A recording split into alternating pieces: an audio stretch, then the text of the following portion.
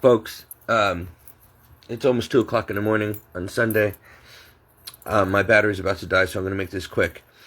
I don't know how many people follow my videos or not, but I've mentioned in some of my previous videos about how about 12 to 15 years ago, I had a prophetic dream that was very clear, and I could still see it clear as day today, where I was at a summer party somewhere down near the shore in Connecticut, towards the end of summer, mid to end of summer. It was either a 4th of July party or a Labor Day party. And I was outside in the front yard of this house near the ocean. I can kind of see the ocean maybe a block away. It was the east coast of Connecticut. And all of a sudden, 3 missiles flew overhead. 3 nuclear missiles that hit America. The first one was all white with a big red dot on it. That is turned out in my research to be the Japanese flag. The second one was all red with a yellow crescent moon and a yellow 5-point star. I thought it was the Iranian flag because later on that day, after I woke up, I was watching the news and there was Islam or Iran and Turkey or whatever, and it was on the news and they were waving that exact flag. So I'm like, oh, it must be Iran. We're always in conflict over there in the Middle East and Iran. And weren't they responsible for the 9/11 and whatever, right? Attacks? So I'm like, okay, that must be the Iranian flag or whatever. And then the third one was all black with a big white 5-point star on it. And then all of a sudden in the dream, the white star turned into multiple, like 50 smaller white stars all over the all black background. And I didn't understand what that meant. Sorry, I gotta plug in my phone, hold on. And in the dream, my sister and I were outside and we saw this and we ran back into the party to tell my parents and everybody what happened. And so all of a sudden everybody decided, my parents decided, no, we're gonna go home. You know, they got in their car, they ran to their cars and they were gonna drive home. And I'm like, wait, what are you doing? Why are you going home? It's too late. Those nukes are about to hit any minute. We're all going to be vaporized. Might as well stay here. And they're like, no, we want to go home. We want to be at home when it happens. And I'm like, but you're going to be driving in the direction that the nukes just went. Why don't you just stay here? You're not going to make it home in time. And they left. They got in their car and they left. And I'm like, okay. So I decided, you know what? There's not enough time. What's the point of, trying to drive home and go head towards the nuclear blast like it's all over? And so I decided, you know what, I'm just going to go in. And I went inside the house and there was like a screened in porch with a big Venetian table of food and all these decadent desserts. So I loaded up my plate and I said, you know what, I'm going to be dead in a few minutes anyway. I'm going to enjoy one last dessert, whatever. And then I woke up. And that dream that and a few others never left my mind. So I immediately started trying to research, and I've still over the years been trying to figure it out. And I couldn't figure out until maybe a couple of years ago that I thought that the all-black nuclear missile with the big white star on it represented Russia, because I could have sworn I saw on the news that Russia had big black nukes on them, big black missiles with white stars on them, big white 5-pointed stars.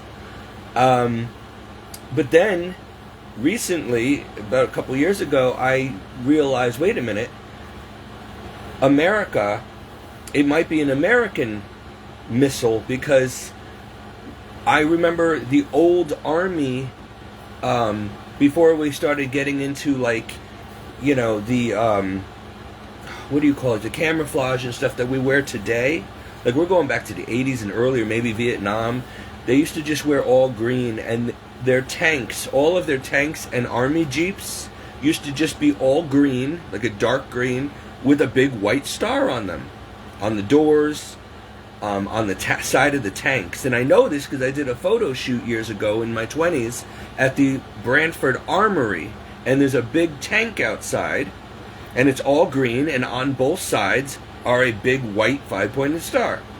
And then I remember seeing shows like MASH, M-A-S-H, from the 80s and stuff like that, and other shows, and they all had the helmet with the white star and white stars on the Jeep doors, on their Jeep Wranglers, and on their tanks. So I'm like, okay, it's got to be the American military. So I'm thinking, okay, we did get in a war with Japan already, right? Pearl Harbor. Then I'm like, okay, and so that was on our soil, okay? Then the next one was all red with the yellow crescent moon and the yellow 5-point star. And I'm like, okay, that means Iran or the Middle East. 9/11, that was also an attack on our soil, supposedly from Iran or Pakistan or whatever, like the Middle East, Muslims. So I'm like, okay, we're always at conflict with them. And then I'm like, but the third missile was all black with the big white star. And I'm like, that must mean that it's America, or Vietnam, because I just found out tonight that the Vietnamese flag is all black with a big white star on it. But there's other versions too I'm noticing where it's all red with a big yellow 5-point star on it. So maybe it's not Vietnam, or not. Maybe their flag is now red with a yellow star, but maybe it used to be black with a white star on it. I don't know. So I was thinking, okay, that makes sense. Pearl Harbor, Vietnam, and 9/11, or whatever, okay? Major conflicts, whatever. But in the dream, I remember thinking in the dream, that red missile must be Russia. It must be Russia. And often in a lot of my dreams where there's nukes going off and big mushroom clouds, I always hear in the background, Russia did it, Russia did it.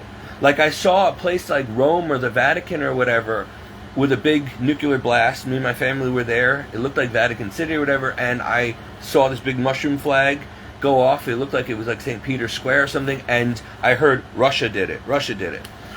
I always hear that in the background of most of the dreams with these nukes going off. And yes, I've had a lot of them. And so I'm thinking, okay, in the dream I was like, Russia? Maybe it's Russia. So, but then I found out, I'm like, no, the Russian flag is a hammer and sickle. It's red with a yellow hammer and sickle. Sometimes with a crescent moon or whatever. Or a red star with gold, gold bordered star with a crescent, a sickle. Looks like a crescent moon. So I'm like, I must be getting that confused. Maybe it is Russia. And I'm like, nah, that's the Turkey flag. So then later on I realized, no, that's also the Turkey flag. Yellow, all red with a yellow, crescent moon and a yellow 5-point star. So I'm like, okay, I know it has something to do with the Middle East, whatever, okay. But then tonight, I started researching again. Because I'm like, wait, if that dream, why would I have a dream? First of all, I never saw that flag before. Before that dream, I had never laid eyes. I recognized the Japanese flag, but I had never seen a black flag with a white 5-pointed star on it.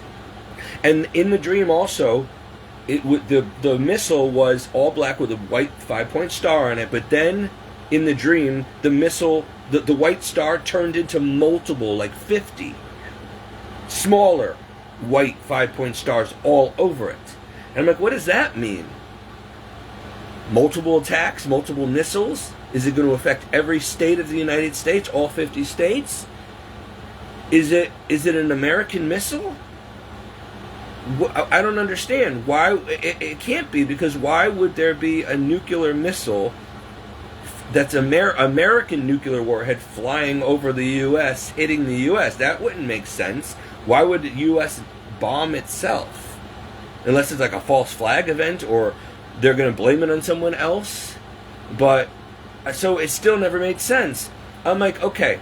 So in the dream, I thought that the red missile with the yellow 5-point star and the yellow crescent moon on it was Iran or the Middle East, Muslim, Islam, whatever, Turkey, that whole area, because we're always in conflict over there. Desert Storm, and even today. And then so I figured that the black missile with the white star on it turning into multiple white stars must be Russia. But then I'm like, well, but the Russian flag is not black with a white star on it. The only thing that's close to that, again, to my knowledge at the time, is the U.S. But tonight I was doing more research, and I found out that the black flag, the black missile with a white star, could possibly be Vietnam, or the Vietnamese flag. And so I'm like, okay, now let's revisit the dream. Japan, Iran or Turkey, okay, Middle East, and Vietnam. Okay, we had Pearl Harbor, that war, that makes sense. We had the conflict, Desert Storm and all these, and 9/11 and all that, that makes sense, the red missile. So the black missile must be Vietnam, okay, so that's another war that we had, okay.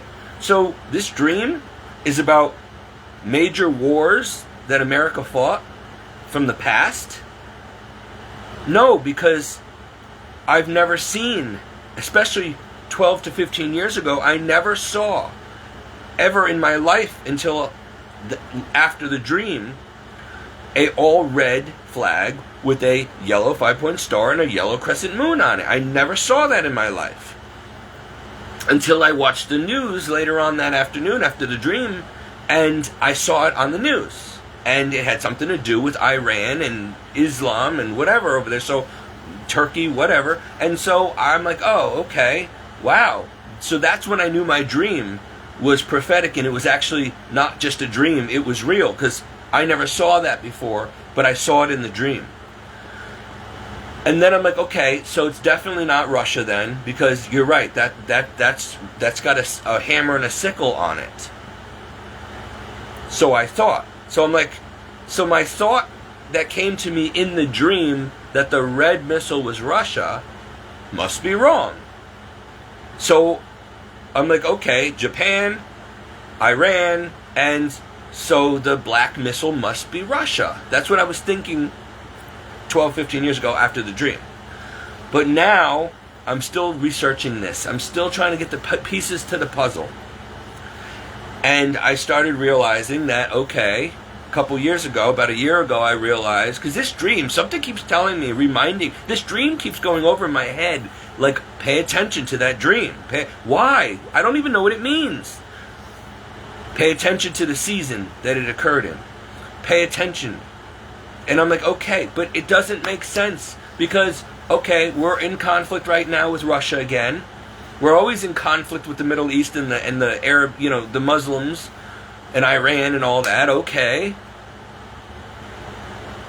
but the black one, what is that? America still doesn't make sense, and unless it's Vietnam. But no, what does that have anything to do with it? That's long since over with. So it can't be a dream talking about conflicts of the past. It had to be a prophetic dream of things that were yet to come.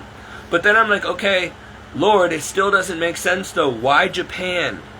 What does Japan have to do? I know that a lot of biblical prophets are saying that there's going to be a war between America, Russia, and China. I know that Russia and China are going to supposedly be a problem for America and attack America and maybe even nuke and invade America. But what does that have to do with Japan? So I'm like, are you sure that's the Japanese flag? Maybe it has something to do with North Korea. Similar, but no. It's the Japanese flag. And I'm like, okay, so maybe Japan is going to join Russia and China because they still might have it out for us after that war. You know what I mean? After Pearl Harbor, because we defeated them. But maybe there's still some animosity, or maybe there's going to be another conflict in the near future over tariffs or something. Who knows? All I know is that it was pretty clear. Japan and the other two were, what I found out tonight, and it took a lot of research, that flag is not necessarily Turkey or Iran. in the dream, that red missile. It turns out that the only flag that really makes sense was either the Ottoman Empire, which has to do with Soviet Union, Russia, and then further research tonight revealed that there was, in fact, a Russian flag. It was the original Soviet Union flag, not the new one of today. It was the original Soviet Republic or whatever flag. And that was a red crescent, a red flag with a yellow crescent moon and a yellow 5-point star. So guess what that means, folks? That red missile with the yellow crescent moon and the yellow 5-point star on it was in fact Russia. I'm still a little confused about the black missile with the white star on it, which turned into 50 multiple stars on it, like 50 little white stars on it. I will get to the bottom of this, or we're going to see it unfold. However, during my research, I noticed something else. I figured, well, maybe it's China. Maybe China has black missiles with a white star on it, right? I'm going to have to do some more research. Maybe, I don't know what people's nuclear warheads look like. I'm sure they don't all have them painted like their country flag. I mean, America doesn't send nukes that look like red, white, and blue, Star Spangled Banner on it that I know of. So I'm like, okay. I did also over the years uncover photos on the internet of warheads, nuclear warheads from America that were all black with a white star on them. And I'm like, okay. So we have Japan, Russia or Iran, whatever that was, which turns out to be the Soviet Union. So that was the Cold War, remember? With the Soviets and Cuba, the Cuban Missile Crisis and all that. So I know for sure the first missile represented Japan. What that has to do with the end times or what's yet to come, I have no idea. I guess we'll have to find out. If Japan starts joining with Russia and China, we're in trouble. And I know the second missile is in fact Russia now. So the third missile is either Vietnam, which I doubt very much Vietnam is going to get back involved again. It doesn't make sense. So it's not Vietnam. It is either America. But again, why would they bomb or nuke their own country? Unless those nukes just represented the three main conflict nations, the three nations that are going to be in conflict. But I don't think so. Now I'm starting to think that black missile was China. Because in my research tonight, while researching the Ottoman flag and its ties to Russia and Iran, I said, well, what if there was, what does the Chinese flag look like? So I looked at the flag for China, and it was all red with 5-point stars on it. One big yellow 5 points, so all red flag with a one big yellow 5-point star, and then 4 smaller yellow 5-point stars in a C shape, in a crescent moon. So you got this big star and a little one like that. And I'm like, okay, I've never seen that before. I never knew what the Chinese flag looked like. So it is Russia colluding with China, coming together with China against America. And that's why in the dream, the one white star on the all-black missile suddenly turned into multiple smaller white stars. Because on the China flag, It's all red with a yellow 5-point star, and then 4 smaller yellow 5-point stars in a shape of a crescent. In the dream 12, 15 years ago, I probably wouldn't have understood all that. So I still don't know for sure, but I'm pretty sure that that's what that means. If it doesn't mean that, then the only other thing that I've left out so far in this conversation is one more possibility. And again, it could mean that if that black missile in the dream, that black nuclear warhead, was representing America, then the reason the star went from one white star, one big white 5-point star, so that I would, in my research, realize that it is America, because we used to have that big white 5-point star on our tanks and military jeeps and helmets and stuff many years ago, and maybe even on our nukes.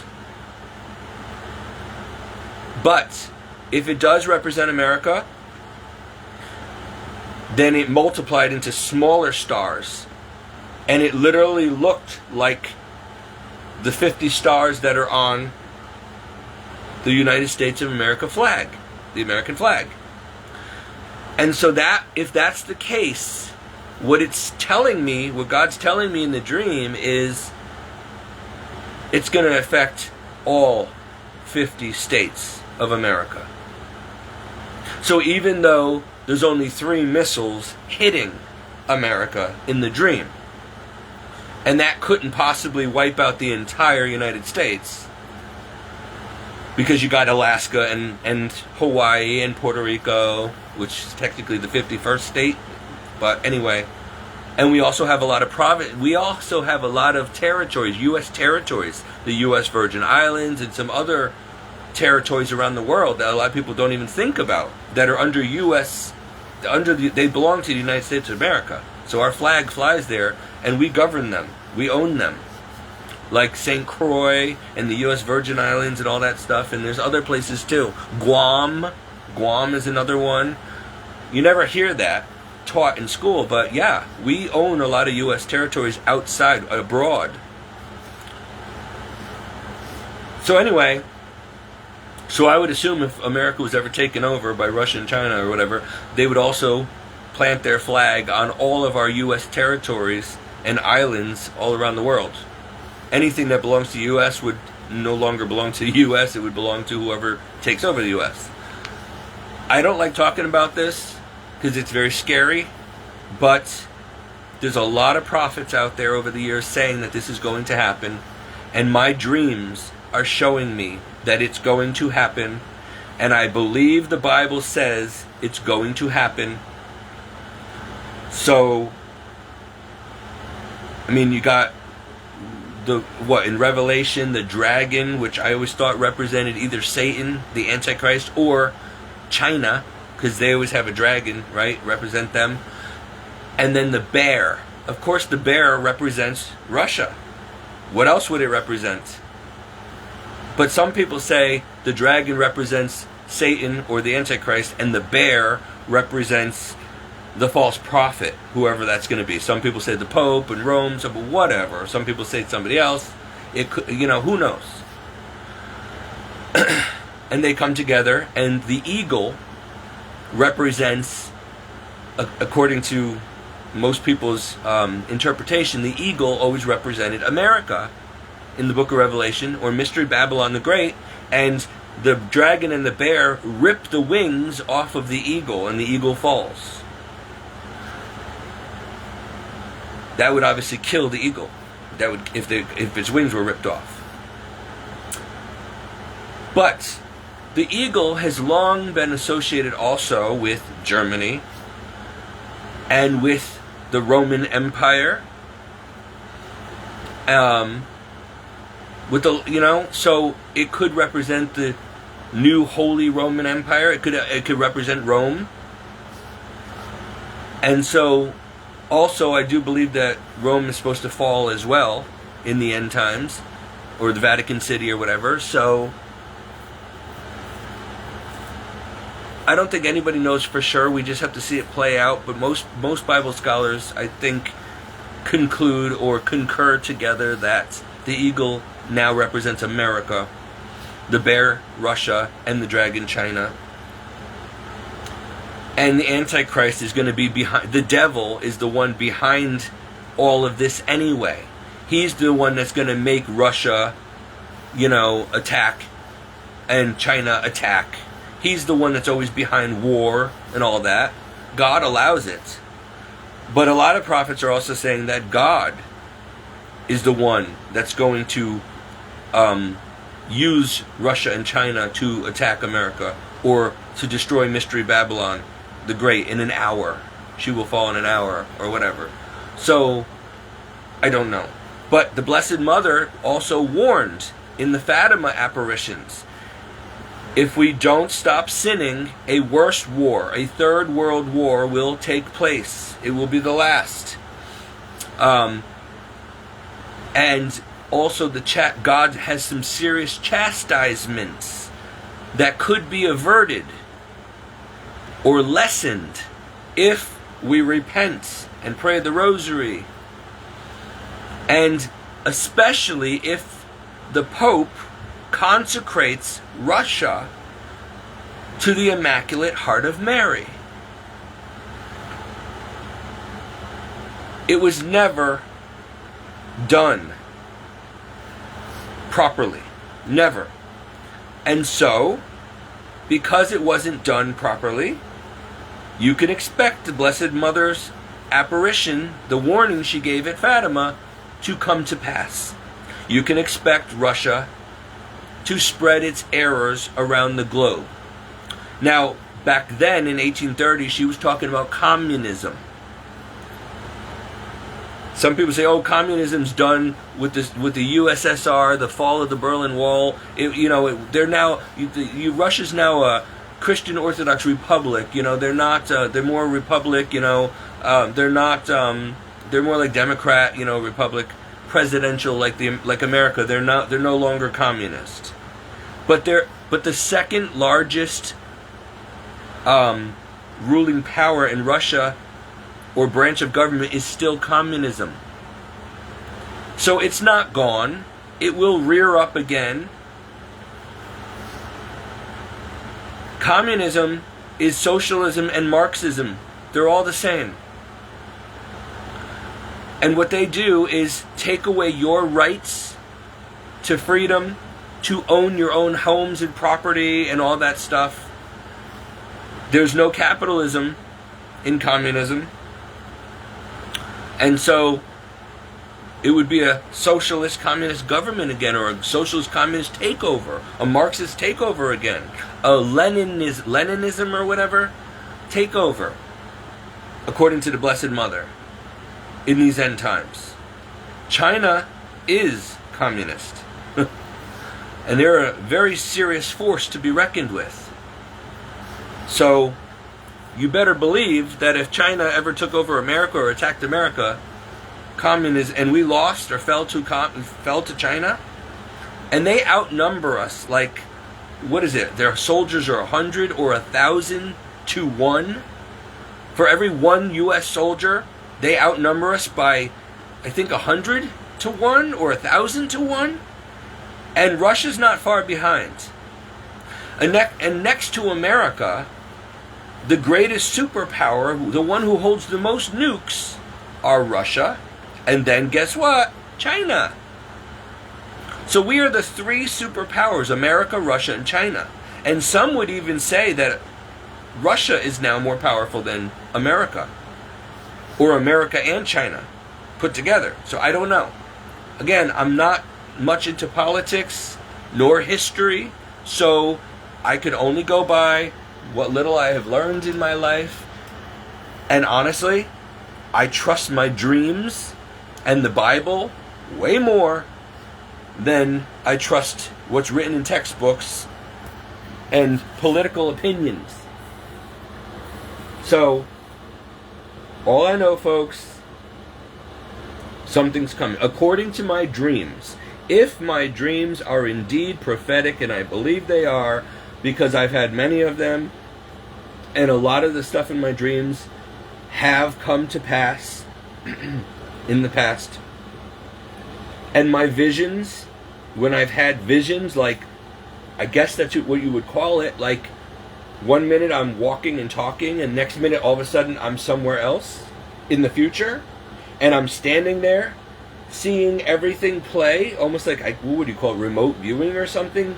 It's more than deja vu. I get a lot of deja vu too, but this is like, it rarely happens. It rarely happens, but when it does, it is so detailed and clear. It's really happening, like I'm somehow in the future.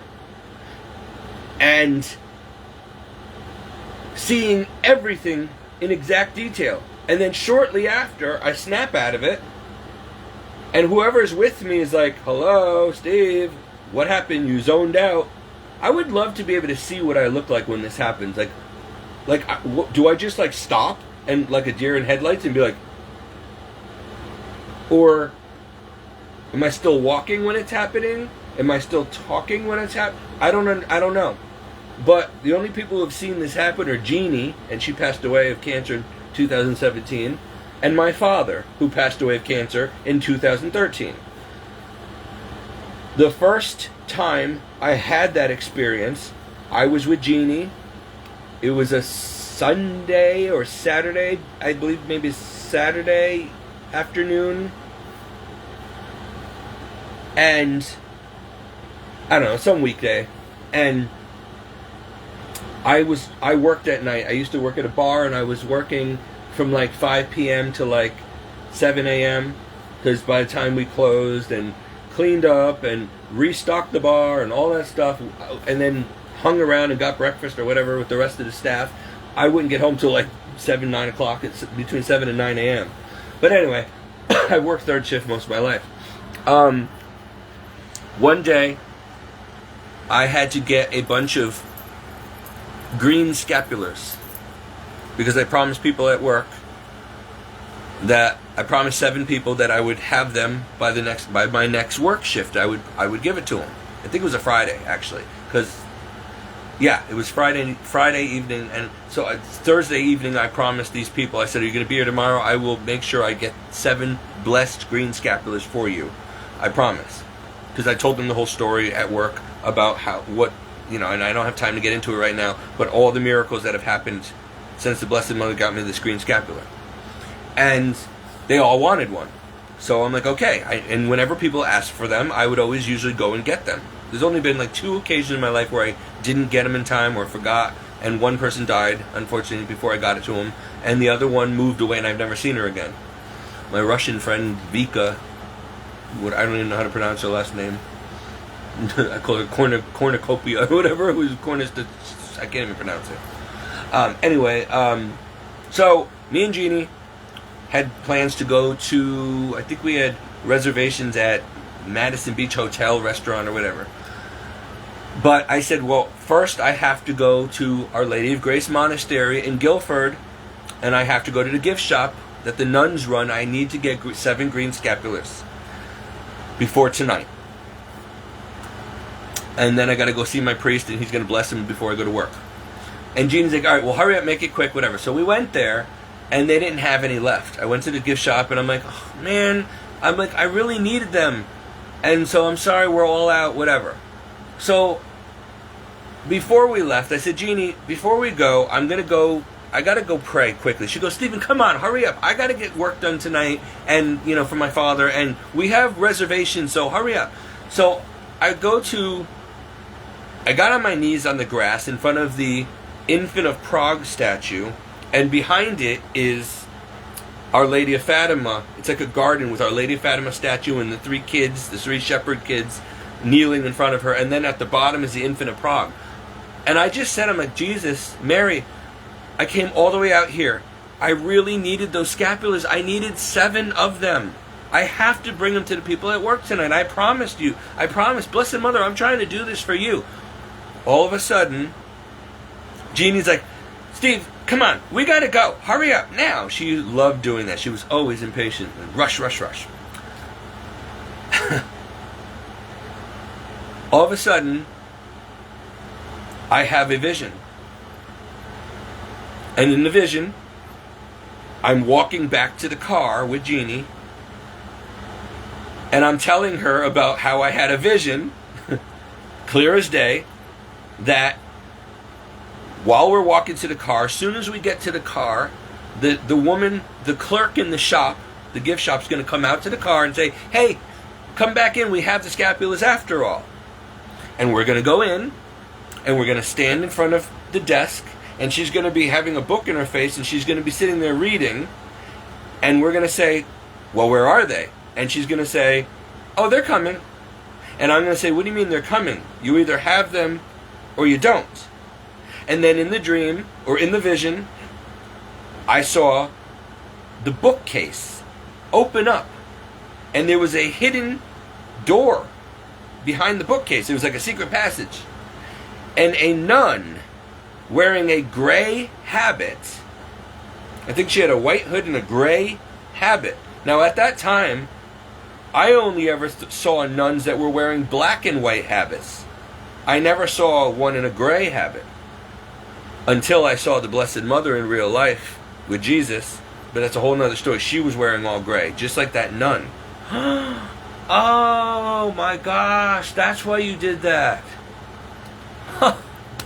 Thank you. I just figured out why Mary appeared to me. Wow, all these years later. When I saw Mary in 2018, in an out-of-body experience under anesthesia, and I saw Jesus and Mary, Mary was standing in front of me with her just in the same exact pose as she is on the miraculous medal. Just like that. But she was wearing all gray. I was expecting her to be wearing baby blue and white. But she was wearing an all gray tunic and with white like a white and gray mantle, like the nun, like that nun. It turns out that nun is a Dominican mother or whatever, mother sister or mother abbess, whatever you want to call her, the superior, mother superior. And at the time, she wore a gray habit. Now the sisters wear all like white or something. Some of them wear black and white, some wear white, whatever. I don't know why they keep changing their habit, but at the time they were wearing gray, or that mother superior was wearing gray. It makes sense now. Mary appeared to me not only standing this way because Mary gave me the miraculous medal at age 26. So she was standing as the Lady of the Miraculous Medal, but she was wearing gray because she is Our Lady of Grace. And so I just realized tonight that that's why she was wearing all gray, because she was showing me that she's Our Lady of Grace. And that gift shop was at Our Lady of Grace Monastery and Convent. It's a cloistered nun convent called Our Lady of Grace in Guildford. So but also when I saw Mary, she had a crown it was like a halo of 12 stars just floating, not moving, just floating stagnant in a circle behind her head, like a halo of 12 copper colored, or what I call bronze, like a dark dirt, like a dirty penny, bronze stars, or copper colored stars. They look like the color of a dirty used penny, not a light shiny penny, an old penny. That's what color they were. 12 stars. And I realized that that's because she was crowned in the book of Revelation, okay, and in the Ascension of Mary, where you're in the Rosary, she's crowned with 12 stars. And the Bible talks about the woman crowned with 12 stars upon her head. So I'm like, okay, I understand the stars represent Mary has been crowned with 12 stars in heaven, and she's standing in the posture of the miraculous medal, so I understand that. But I never understood the gray. It's because she also she not only showed up as Our Lady of Revelation from the book of Revelation, with the moon under her feet, crowned with 12 stars, and also Our Lady of the Miraculous Medal, but she also was Our Lady of Grace.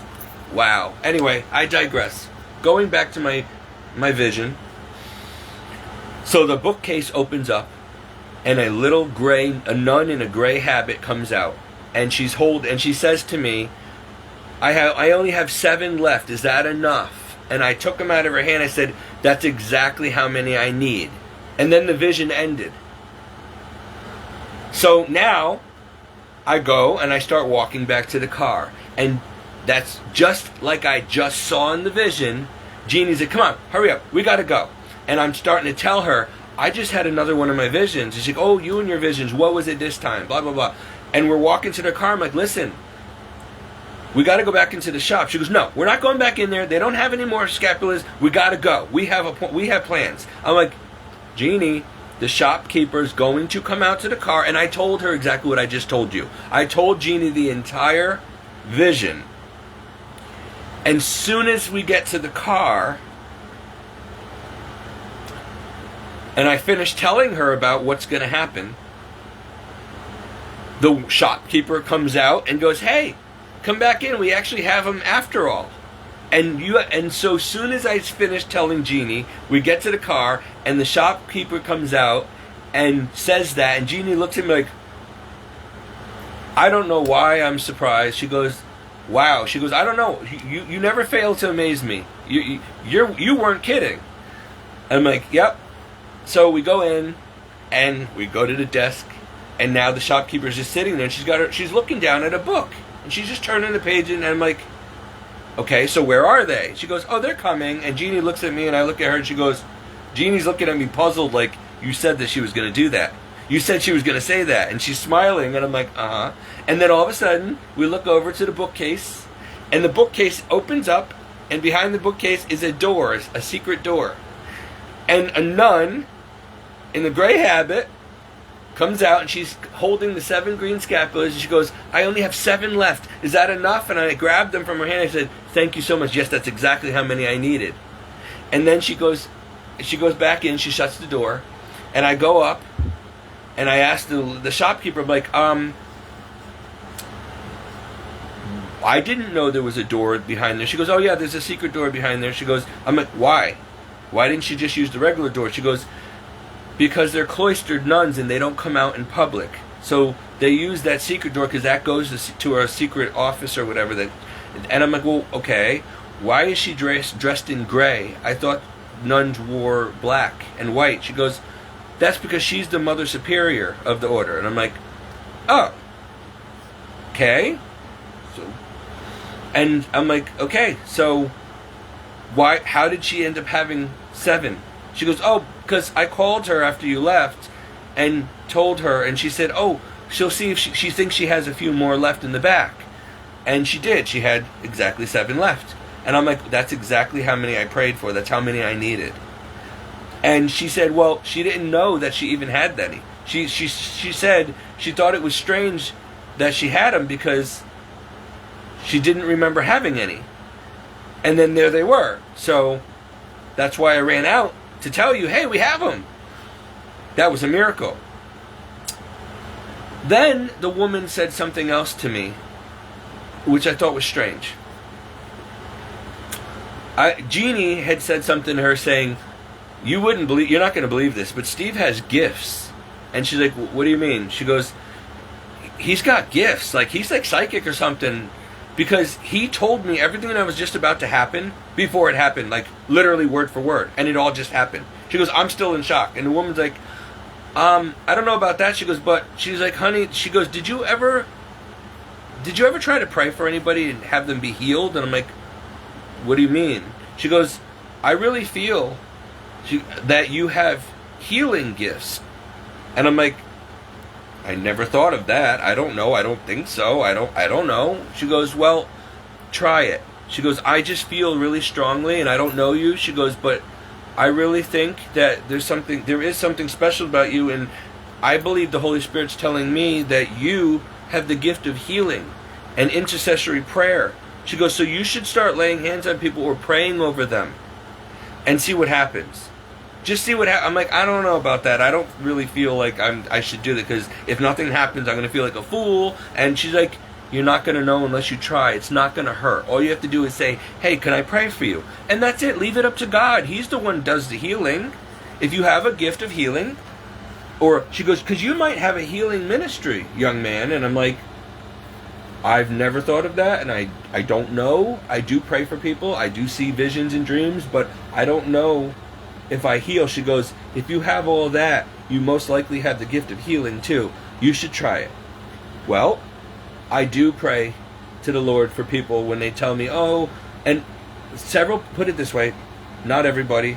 And that's why I'm mad at Jeannie, because she knew better, and she lied to me and told me that she had beaten the cancer. So I stopped praying for her.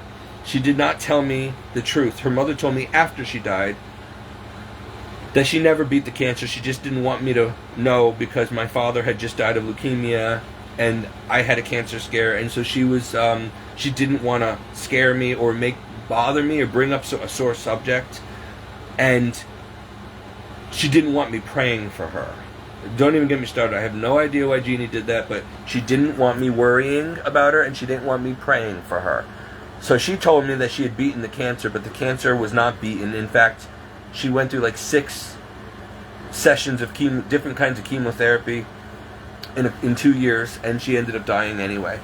They got most of it, I guess, but then it came back super fast, real bad, and it was everywhere.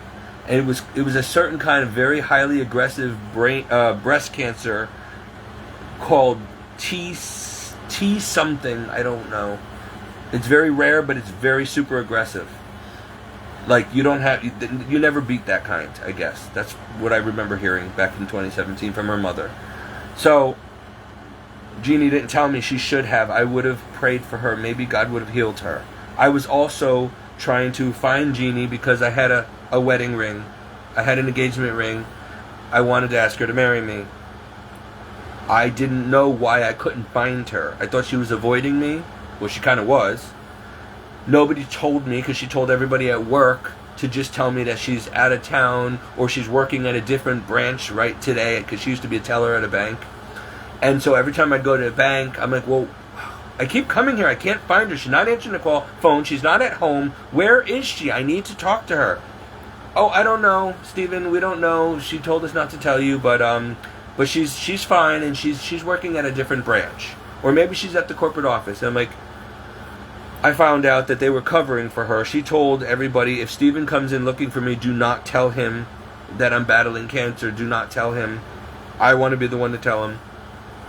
Apparently, it overtook her so fast. She was in hospice, and her family didn't tell me. Nobody told me until I got the phone call from a mutual friend that she saw that it was Jeannie's brother had posted on Facebook that Jeannie had died. And I'm like, what? So I'm immediately thinking, what? Car accident. It must be a car accident or something. I call her mother and I find out, oh no, the cancer never left. She's been battling it for 2 years. She just didn't want to tell you. And I'm like, where has she been this whole time? She goes, Stephen, she's been in and out of surgeries and hospice and all that stuff. I'm like, why didn't you tell me? She goes, Stephen, she thought it would be too painful for you because you just lost your father and you have really bad health yourself, and she didn't want to worry you, and she also didn't want you praying for her. And I'm like, why would she not want me to pray for her? She knows that I have abilities. Like, why would she not want me to pray for her? I don't know, Stephen. She just didn't want you to. Maybe because the thought of dying was going to be too scary for her. It was too much for her to handle. And maybe she didn't want to put you through that again. You just lost your dad, and you're battling serious health issues yourself. And she probably thought it would be too much for you. And so she thought she was going to spare you. And I think she thought she was going to beat it, possibly. But she didn't, so that's it. So Jeannie died without me being by her side, as I promised I would be. And I would have been praying for her, and we could have either gotten a miraculous healing, because I've seen it happen for other people I've prayed for. Stage 4C cancer, gone immediately. Jeannie was beyond stage 4C. I'm sure the Lord could have helped, or would have helped, if he knew I wanted to marry her. He did know I wanted to marry her. So, but you know what? Free will. And she said she did not want me praying for her. So maybe she wanted to die. I don't know. I don't know. But even if I couldn't get a healing miracle, I could have gotten her to the Lord, so her soul would have been saved. Because she wasn't a practicing Christian. She was a non-practicing, non-prayerful, practically atheist, because her mother was an atheist. Her father and his father were Freemasons, and they're a Protestant. So Jeannie was technically Protestant, but never went to church. Wouldn't come with me to church. And so, not really. Mostly just like kind of, she believed in Jesus. Her mother didn't. Her father did, but he didn't go to church, and she didn't go to church. So, I mean, may Lord, I really hope that Jesus, and I do know that earlier that day, the Lord told me to pray the Chaplet of Divine Mercy at 1 o'clock p.m. right after Mass. I was hanging around after Mass. Mass ended around 12, because I went to 11 o'clock Mass. At 12 o'clock, I felt the need to pray for somebody immediately, the Chaplet of Divine Mercy. I started praying. I got on my knees at the altar. And as soon as I said, "O blood and water which gush forth from the heart of Jesus, as a fount of mercy for us, I trust in you," 3 drops of water splashed on my arm out of nowhere. It was a sunny day. It hadn't rained all week. The roof doesn't leak at the altar in our church. There's nowhere it could have come from. I was the only one in there. So I tasted it, and it was salty, like tears. So then I saw Father Turner, and I ran up. I said, "Father Turner, look." He's like, "Okay, water. So what?" I'm like, "Do you know where this came from?" He's like, "Holy water? Would you put holy water on yourself?" "No." And so I told him what happened. He goes, "Oh, another one of your supernatural things, I suppose." I'm like, "Yes." He's like, "Listen, I don't have time for this. I got to go. Look, when you're done praying, lock up the church. Please make sure you lock the doors. I got to go." And I'm like, "Where are you going?" He's like, "Somebody's dying at hospice right now. I got to go. They're probably already dead by now." And I'm like, "Okay. Anybody I know?" He's like, "I don't know, and I can't tell you anyway." So he left. I wouldn't be surprised. I'm hoping and praying that it was Jeannie that he went to see. Maybe Jeannie asked for a priest after all, or her family or somebody. The chances are very slim, but you never know. However, when I looked at my watch, for some reason, when that water splashed on my arm, I looked at the time. It was almost 1 o'clock. At 5 p.m., I get the phone call that Jeannie had died. I call her mother. I asked when did she pass. About 1 o'clock p.m. this afternoon.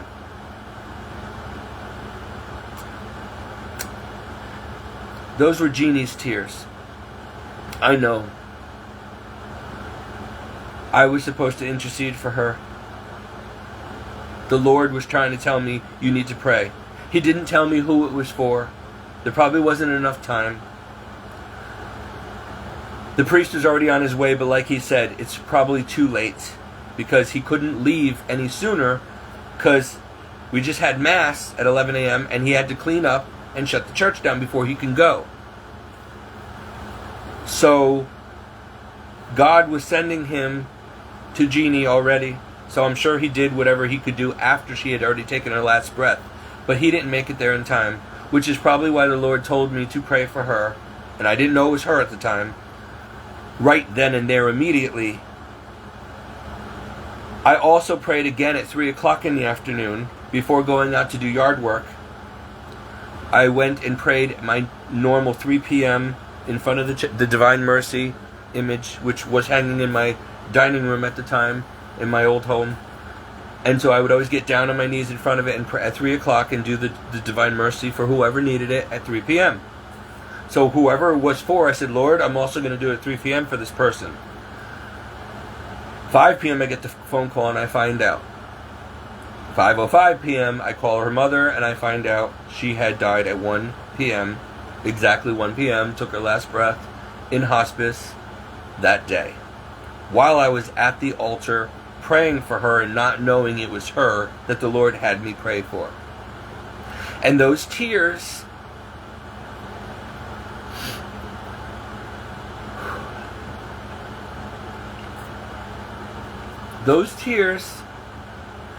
were Jeannie saying goodbye.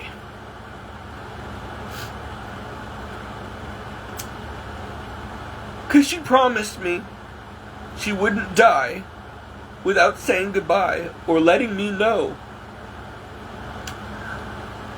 And maybe I wasn't allowed to be there supernaturally because I needed to be in church when she was dying at Mass and praying for her at that altar. It's the only thing that makes sense. So in essence, I was with her when she died. In spirit. She was there in spirit with me.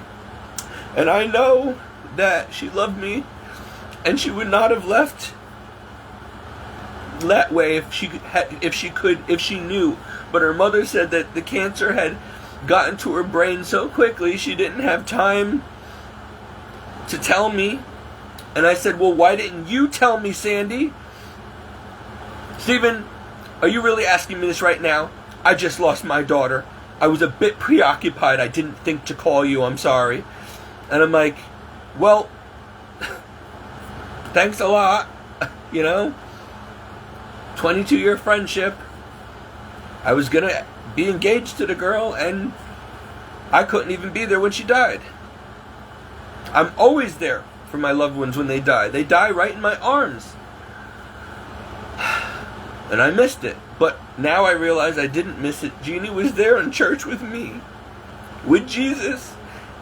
Standing there, and I couldn't see her. Asking me to pray for her. And her tears fell onto my arm. And I know I can't prove this to any of you, but I'm telling you it's the truth. I have so many true, supernatural, unbelievable stories. But anyway, let's go back to what I was talking about. So, Jeannie is the one that witnessed a lot of these miracles over the years, and she's no longer among the living to tell you, otherwise she'd be with me right now telling you. Steve's telling you the truth. He's not making it up. I've seen it myself. My father was another one who saw these things. He's gone too. Anyway, the second vision I had, and I really got to get going because this is a long video, but I'm just trying to prove to you guys why I know that these are real and prophetic, and that we need to heed these dreams. And America is in trouble. The second time I had a vision like that, and I'm not talking about dreams. I get dreams too that are very clear and prophetic, like I said, about the missiles and stuff. But sometimes, like I told you just now, about how I actually have out-of-body experiences where I'm in the future. And I see what's going to happen before it happens. The second time it happened was about a week before my father died. And I can't control these things. I don't plan them. I don't know when they're going to happen. I was very tired because I would be up all night watching my father when my stepmother slept, and spending time with him while he was sleeping on the couch because he got so sick he couldn't go to sleep on his. He didn't want to sleep in his bed, so he would stay on the couch and all that stuff. And so I'd stay up reading the Bible and praying over him all night, and keep watch on him while my stepmother would sleep in the couch next to him, snoring so loud that my father couldn't sleep, and I couldn't wake her up. So I kept watch all night. One night, my father dropped a cigarette, and it rolled into the couch, and if I wasn't there to find it and get him up, it would have caused a fire. Another time, he had fallen asleep with a hard candy or a cough drop in his throat, and he was choking, and I had to help him, and my stepmother wasn't even there. She was so sound asleep, she wouldn't have even heard him. He was like, if I wasn't sitting there watching him, he would have died. And that's why I'm like, no more cigarettes and no more candies when you're in bed. No more. Enough. But anyway, this one day, I was in a bad mood, and my father kept asking me for things, and I don't know why. I was getting snippy with him, and I'm like, Dad, I just gave you fresh water. Oh, well, this is old. Like, I want some more, and I'm like, but I literally just gave it to you. Like, that's fresh. No, it's not. Fine, give it to me. So I took this little thing. It looked like a plastic mason jar with a straw in it because he had trouble, holding things. And so I went. Sorry. I went.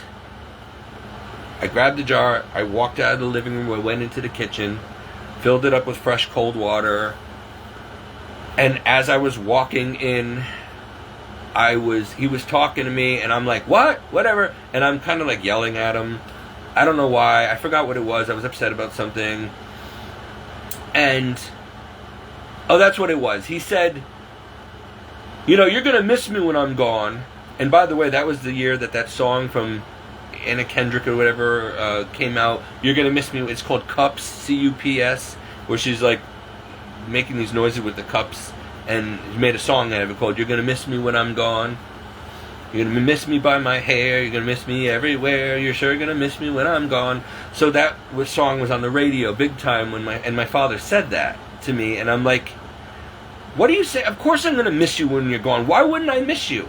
You know how much I love you. And soon as I'm saying that as I'm walking across this big living room to hand him his water. And soon as I'm about 5 feet away from him,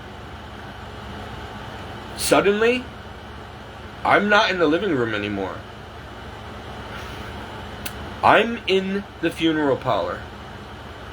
At his wake, around 7 a.m. in the morning, maybe 7:45, and the sun is shining in.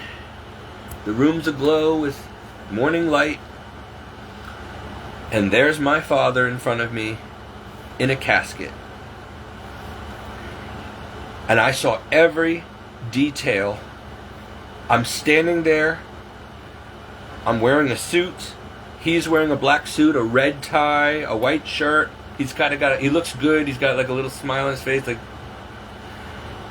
And I see that he's got a very expensive, very ornate, very cherry mahogany, beautiful casket with little cherub faces carved in it, and gold handles, and shiny satin interior.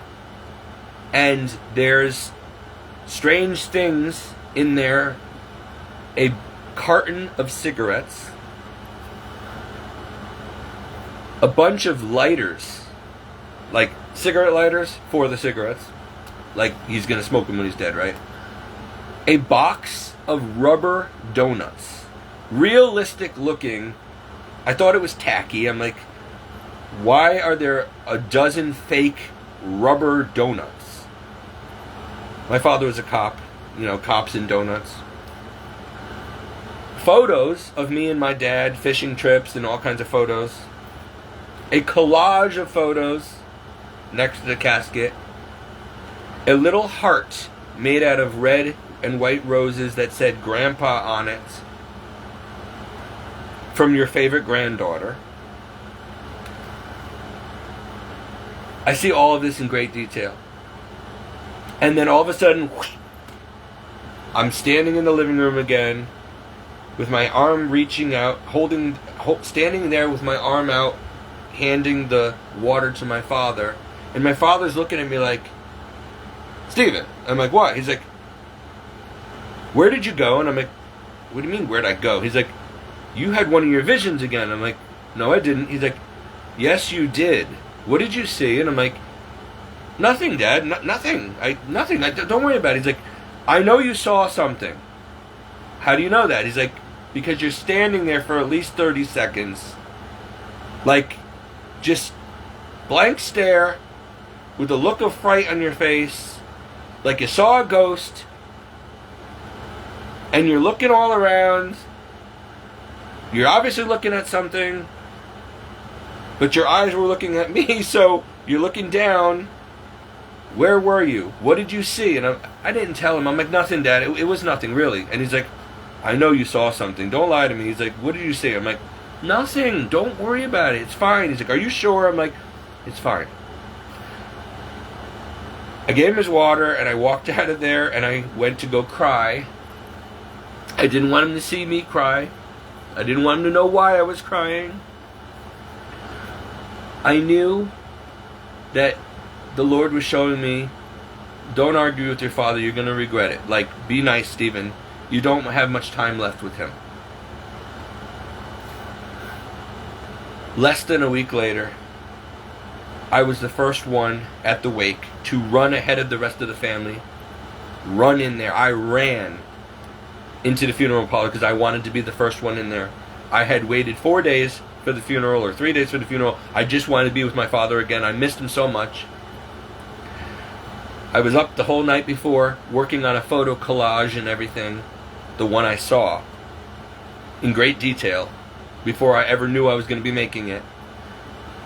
And I had photos in my pockets that I wanted to put in the casket, the same photos that I saw in my vision. And I had written a long handwritten letter to my father, and I sealed it in an envelope, and I wanted to put it in his pocket of his suits, and I did. I put it in. That's why I wanted to get there before my family came in, because I wanted to put it in the casket without them knowing, because it was a private letter. Everything I wanted to tell my father that I knew he would be able to read in heaven. I wanted to give him something from me, personal. And I stuck it on the inside of his jacket pocket, because otherwise my family would freak out if they saw me messing with the body. So I had to do it before they got in there. Well, soon as I got in there, it was exactly as I just told you. Exact detail. Right down to the rubber donuts and the little pillow hearts that said "Grandpa, from your favorite granddaughter," it was a joke between my niece Samantha and my father Ralph, because he'd always say, "You're my favorite granddaughter." She goes, "I'm your only granddaughter." He's like, "I know, that's why you're my favorite." So she would always put "from your favorite granddaughter." And there was the photo, and I put my photos in the casket also. And I saw the cigarettes and all that other stuff. It was all exactly as I had seen in the vision. The cherub, everything exact. So I can't explain all these things, but they really strengthened my faith. And every once in a while I reshare these stories. You can call me a liar all you want. You can say I'm a lunatic. I cannot prove to you that it's real. I know for a fact it is, because it happened to me, and there was no way I could have known what casket we were going to pick out, what flowers were going to be in there, what photos I was going to put in there, what he was going to be wearing. None of that. The chair, everything. I didn't know. And I actually told my family, I'm like, why did you put rubber donuts in the casket? That is so tacky. He doesn't want all that junk in there. Oh, stop, Stephen, he's dead. And I'm like, it's funny, because he was a cop and he liked his donuts. I'm like, and his cigarettes. He always wanted his donut and his coffee and his cigarettes. I'm like, I'm surprised you didn't put a cup of coffee in there with him too. Oh yeah, we probably should have. I'm like, don't do that to me. If I die, when I die, do not put all that junk in my casket. I'm claustrophobic. I don't like it. I don't want all that stuff inside my casket, okay? Don't be putting that stuff in there. Trust me, I don't want it in there. All I want is a crucifix in one hand and my rosary wrapped around my hand with a crucifix. Like that one, preferably. I want to hold it. Hold it with the rosary in my hand. I want these things better be on my body, especially these. My father bought me this crucifix, and this was the miraculous metal.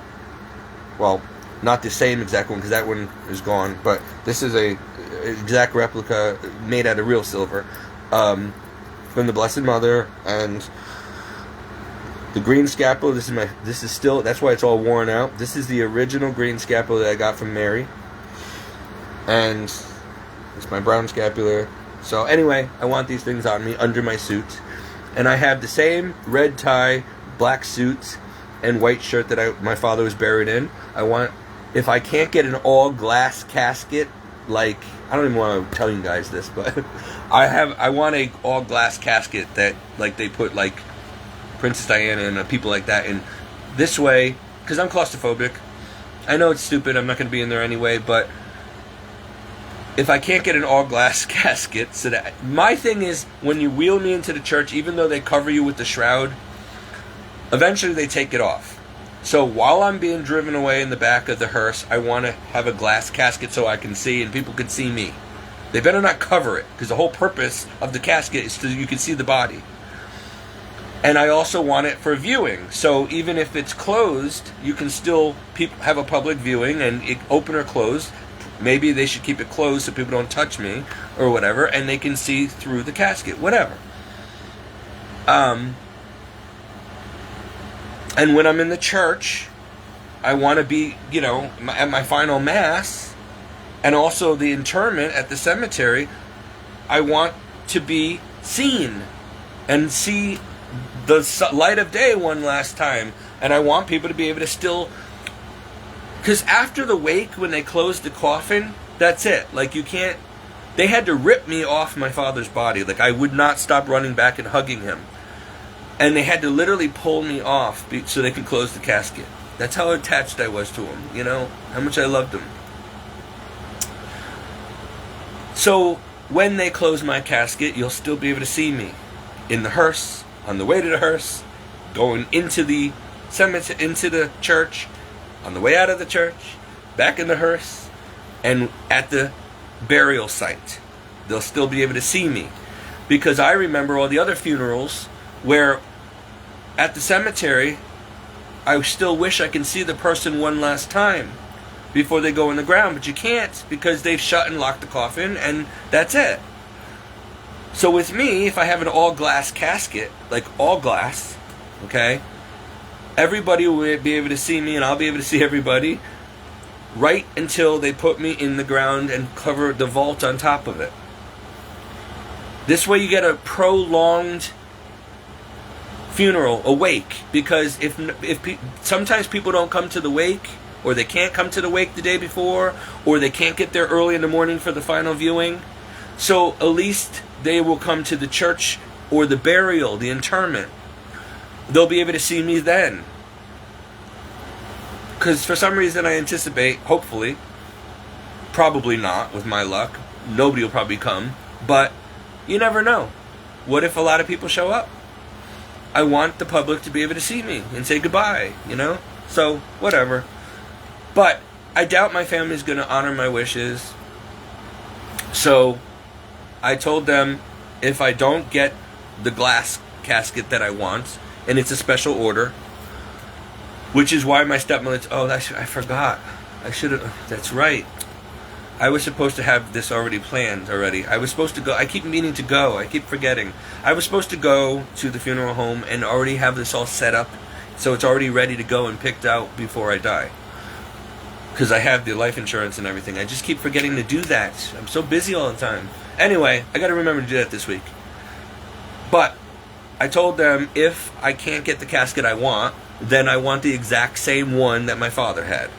So, anyway, like father, like son. So, anyway, I don't know why I told you guys all that, but, what really bothers me is that I bet you, if anybody even watches this whole thing, I don't think they watch my entire video. If they do, they're probably thinking I'm a liar. Do you really think that I would sit here and lie to you, and to God knows how many thousands of people may watch this video one day, and then stand before the Lord Jesus Christ on my judgment day, when I know that the Bible says liars will have their part in the lake of fire? Do you really think I want that on my judgment day? Do you really think I want Jesus to say, you liar, you lied in all these videos and you put them out there for the world to see? So thousands of people were deceived. Really? Think about that for a minute. Okay, then you're a lunatic then. Because there's no way these things happen. I don't believe you. I think you're making up tall tales. You're either a liar or a lunatic.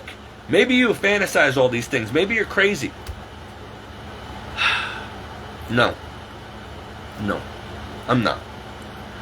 I understand that the nature of what I'm talking about, most people wouldn't believe.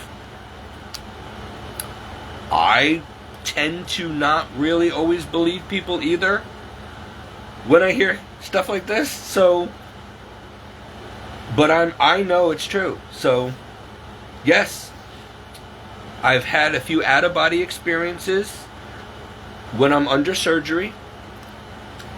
Yes, I saw Jesus and his mother in 2018 while I was under anesthesia for I think it was an endoscopy and a colonoscopy to remove more polyps before they turn cancerous. I get a lot of them. In 2013, my very first spinal surgery, I had an out-of-body experience. They lost me. I died during the surgery, and they had to resuscitate me. And I want to say it was the Blessed Mother, but it might have been a guardian angel. All I know, she had the most beautiful voice. She was radiant, and did you hear that? Something just banged on the... Somebody just banged on the outside of my trailer wall. Anyway, so I saw... I didn't get a good look, but I knew it was a woman in all white. I thought it was a nurse or something. I went under anesthesia. Next thing you know, as soon as I go under, I hear, Stephen. And I open my eyes, and there's a woman standing there with all white. Didn't get a clear look of her face. But I remember her having the most beautiful, calm, heavenly voice. Stephen, come on, get up. Follow me. Come with me. And I'm like, I just had surgery. Like, I just had spinal surgery. What do you mean? You want me to just get up and walk out of here? She goes, come on, follow me. I'm like, I don't feel any pain. Huh. The drugs must not have worn off yet. Okay. So I sit up, and I get up, and I start following her, and I start walking away from the operation table.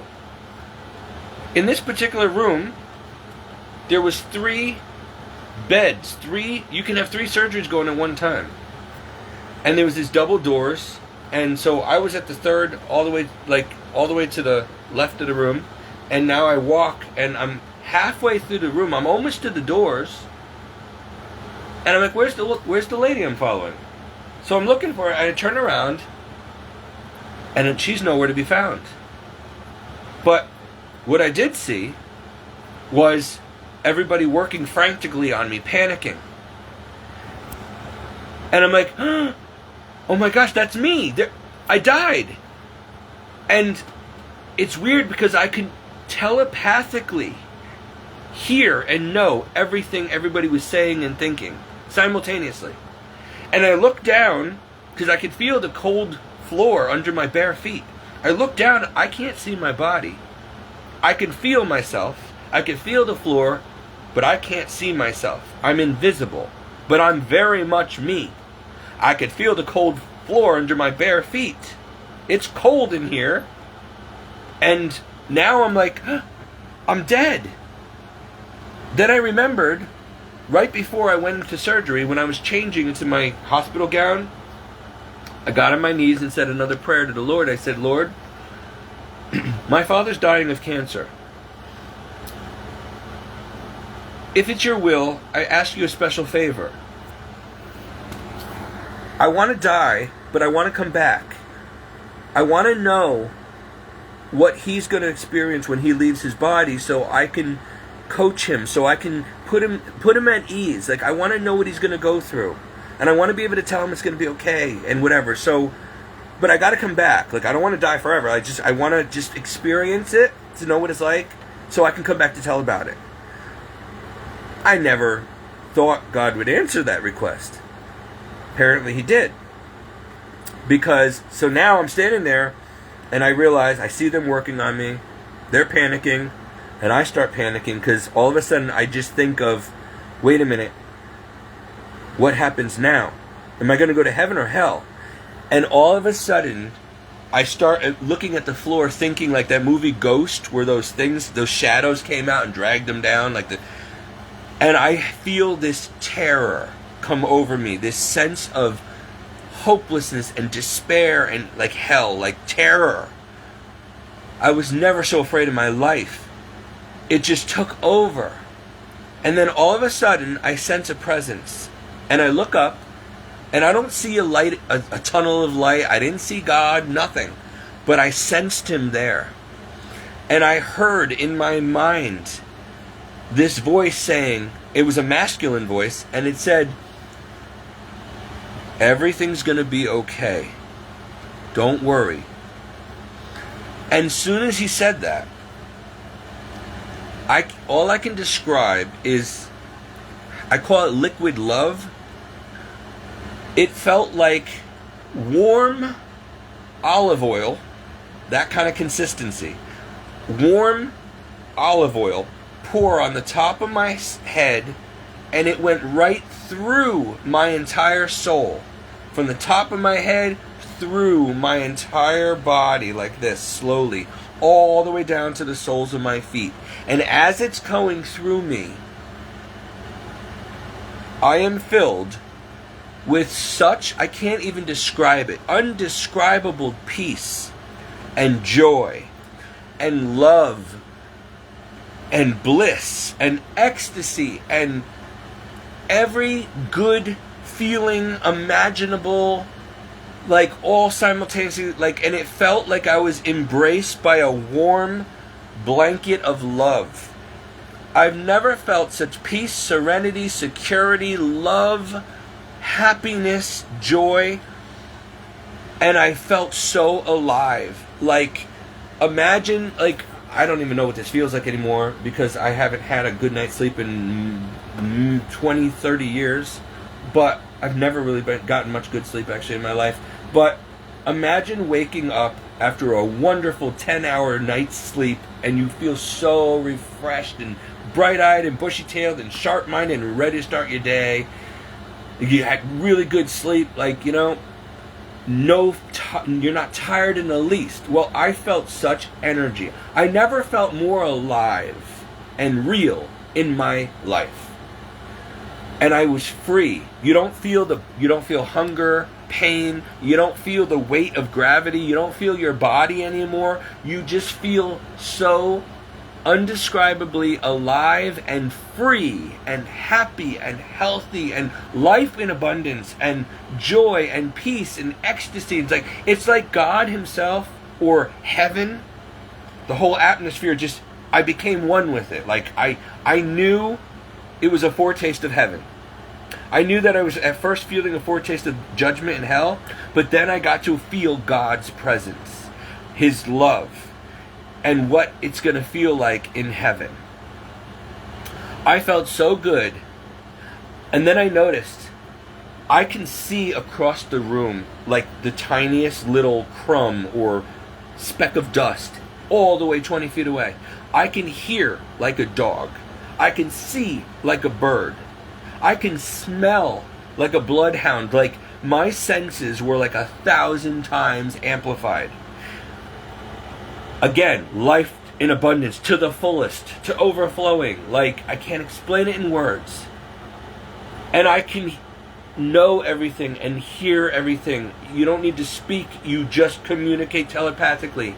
And I knew everything that was being said about me by the doctors and nurses, and I could feel their panic. I understood, I knew everything. I even, when I came back from this experience, I told them what they did and what they said, and they were so dumbfounded and amazed. They're like, "That's right, yes, oh my God, yes, that's exactly what happened, yes." I'm like, "Yeah, I know," because I was right over there, standing about 20 feet away, watching and listening to all of this. I also, at the same time, which is strange, even though I'm like 20 feet away, I was able to see down at the same time too and see everything. Even though I was over there, I could still see everything going on over here. I can't explain it. Amazing. So now, I didn't want to go back.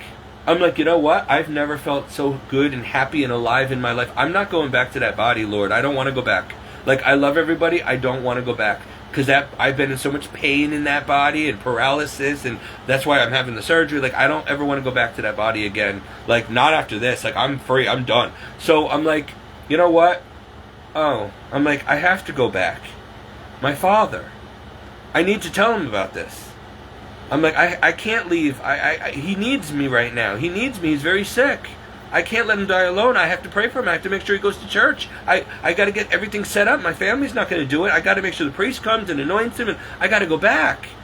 I'm like, okay, I'll go back. But Lord, I want to go walk around in the waiting room. I'm going to go see them right now because my dad and my stepmother and Jeannie, they're all in the waiting room right now. Probably, I want to go there and tell them what they were talking about, what they were reading, like what magazine they were reading, so they will believe me when I come back to tell them that I was really there and I saw them and I saw what they were doing. So I start going towards the double doors and then I get sucked back. Like all of a sudden, like I had a cord wrapped around me or something. And I get jolted back. It's like my dog when he's on the runner outside and he goes to chase after something. And as soon as he gets to the end of his rope, he goes flying in the air backwards, like does a somersault. Because it hits him with such force, like snap. I got snapped back. I was so close to the doors. Snapped back. And next thing you know, it's dark again.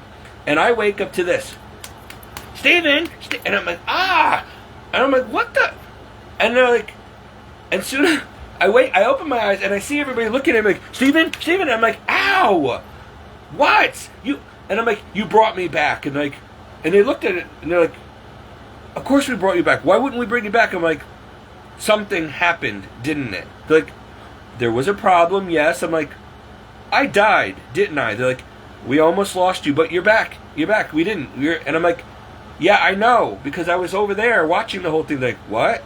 They're like, anyway, can you move your feet? I'm like, I don't know, can I? She goes, here, wiggle your right foot, okay? Now wiggle your left toes, okay? Now your right hand, okay? Your left. Okay. It was a complete success.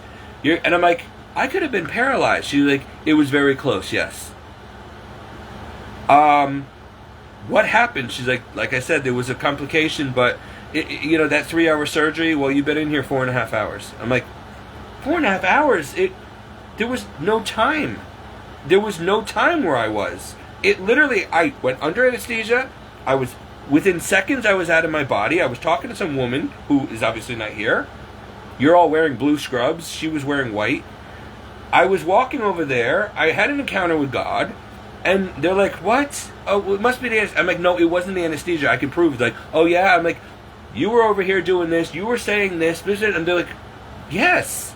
They're like, how did he see that? Your eyes were taped your eyes were taped closed. I'm like, I saw everything. And I was able to give them details, which I can't remember now, but I gave them details. Everything that happened, everything. They're like, yes, you're right. That did. They're like, listen, we can't explain things. We hear things often that like this, and we don't know what to make of it. But I guess you had what's called an outer body experience. I'm like, I'd say so. I was all the way over there, and yet I was somehow watching it all. And so they said, okay, go. We're going to go tell your parents that they're very worried about you. I'm like, why would they be worried about you? And your girlfriend too, she's worried. I'm like, why would she be worried about me? Why? And they're like, well, because they keep asking for what's taking so long, and we told them it was an emergency, and we were working on you, and so they're waiting to find out whether you made it or not. And I'm like, you told them I was dead? They're like, well, we had to go out. We sent somebody out there to tell them that, yeah, because after 3 hours, they realized something's wrong, and so, long story short, I was in there for like 4.5 hours for a 3-hour surgery, and because of complications, and my family was panicking. My girlfriend, Jeannie, at the time, she was panicking. She was really my best friend at the time. They knew something was wrong, but they didn't know what, and they were waiting for the doctor to come back and tell them whether I made it or not. So, I made it. Praise the Lord. And so, maybe that would have happened had I not asked the Lord, but what an awesome experience. The second surgery, same thing happened. In 2017. 2017? Yeah, 2017, I had my second surgery. It was after Jeannie died, I believe. Yeah, was it after? Yeah, because 2015, I got in a major car accident. It messed up my neck again. So in 2017, I had to have another surgery, second surgery. During that surgery, I don't know what it was. Maybe a dream. I can't be sure. It seemed like an out-of-body experience, but I don't understand. I don't know why I'm telling you guys all this now at 3:30 in the morning, but I might as well finish the story. This time, I was in a misty place, an ugly place, yet a place that kind of looked familiar. I don't, it was like, it looked like I was walking on the beach of, what do you call it, Long Wharf in downtown New Haven. It was an industrial look. It looked like New York City, like in Manhattan, like along the ocean where it's smelly and a little bit of sand, and it's very industrial. And I saw a bridge up in front of me, so it was definitely down below a bridge. I'm walking, and if I had kept walking, I would have eventually walked under this big bridge that was going over. The water was to my right. I was walking on beach sand. It was ugly. It looked industrial, like a city, like Bridgeport, Connecticut, or like a wall somewhere in downtown New Haven. Like walking along, oh my gosh. It's late. I'm tired. There's a word for it. I work down there all the time. Oh. Maybe it was Long Wharf. Maybe it was Long Wharf because I worked down there. At the time, when I had my surgery, I was working for Port Security Services, protecting critical infrastructure, government sites, from terrorism. I was anti-terrorism security, and I would walk along the beaches of these facilities all along the water where the big oil tankers come in to fuel up and drop off cargo. And I used to have to do crew musters, crew checks, for bombs, and check people's papers before letting them come onto U.S. soil. I had to make sure that they had proper papers, otherwise they couldn't leave the ship. They could be stowaways. I had to check for stowaways, all that stuff. It was working under the Coast Guard for Port Security Services. So I would have to go on these ships and stuff and do all this stuff, and I'd have to walk back and forth and patrol these ugly, stinky areas of Long Wharf under the bridges and where all the oil tankers are and all that stuff. And not fun, especially in the middle of winter and at night usually. But anyway, so maybe that's what it was, but it looked like something like that. Anyway, I was walking along, and it was a very gray day. Misty, like wet, damp, like fog, but that was making you wet. Just ugly, gray, somber, misty, and I'm walking in the sand, and it was almost like being in a black and white movie. That's how ugly and depressing it was. And I look down, and I'm all alone. And I see only one set of footprints in the sand. And then all of a sudden, I look down again, and on both sides of me, there's footprints. My footprints, and then like 4 sets of footprints going to my right, and like another 2 people on my left, but I couldn't see the people. And then I look up, and I noticed that these footprints are going ahead of me quite a distance. And I'm walking, so I look back and I can see my footprints and all these people's footprints along sides of me. So there's all these tracks. And I look forward and I see all these tracks ahead except for mine. But they're on both sides of me heading in that direction. And then I look, and in the far distance, like about a football field away, kind of under this bridge I'm heading towards, I see Jeannie. She had already died in 2017. I see Jeannie. I think my friend Nikki. My father. And some other people. They were kind of far away, but they were there, and they were like looking at me, looking back at me, and like waving. and they were way ahead of me. And I'm walking towards them, and then I wake up, and the surgery's over, and they're waking me up. And I'm like, wow, what was that all about? I saw my mother was there, my dad, I think my grandmother, Jeannie, and my roommate, Nikki. She also died of cancer in 2015. Another friend of mine. I lost a lot of people. Melissa, she died in a car accident in 2005. All those people were there, and they were ahead of me. And so I remember, like, feeling so alone, like, I'm walking all alone in life, and it feels so lonely. And then I look and I see all these tracks, and then I look ahead, and I see all these people that I love that are dead. And then I realized they were always with me.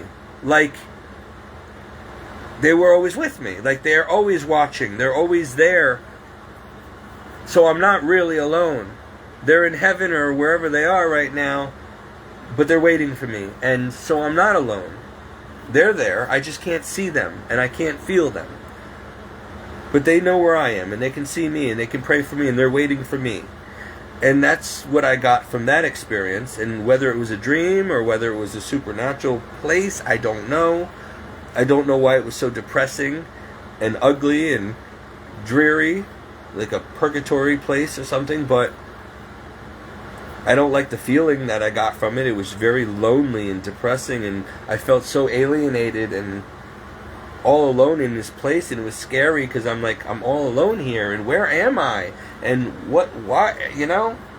And I kept thinking, another thing that crossed my mind during the experience was that footprints in the sand poem about how there was a man walking on the beach, and he noticed a second set of footprints next to him, and it was the Lord. He realized it was the Lord Jesus Christ walking beside him.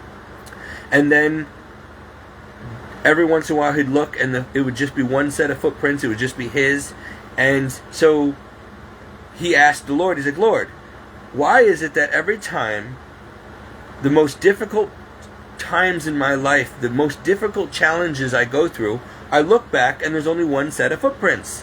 Why do you leave me when I need you the most? And he's like, my son, I didn't leave you when you needed me the most.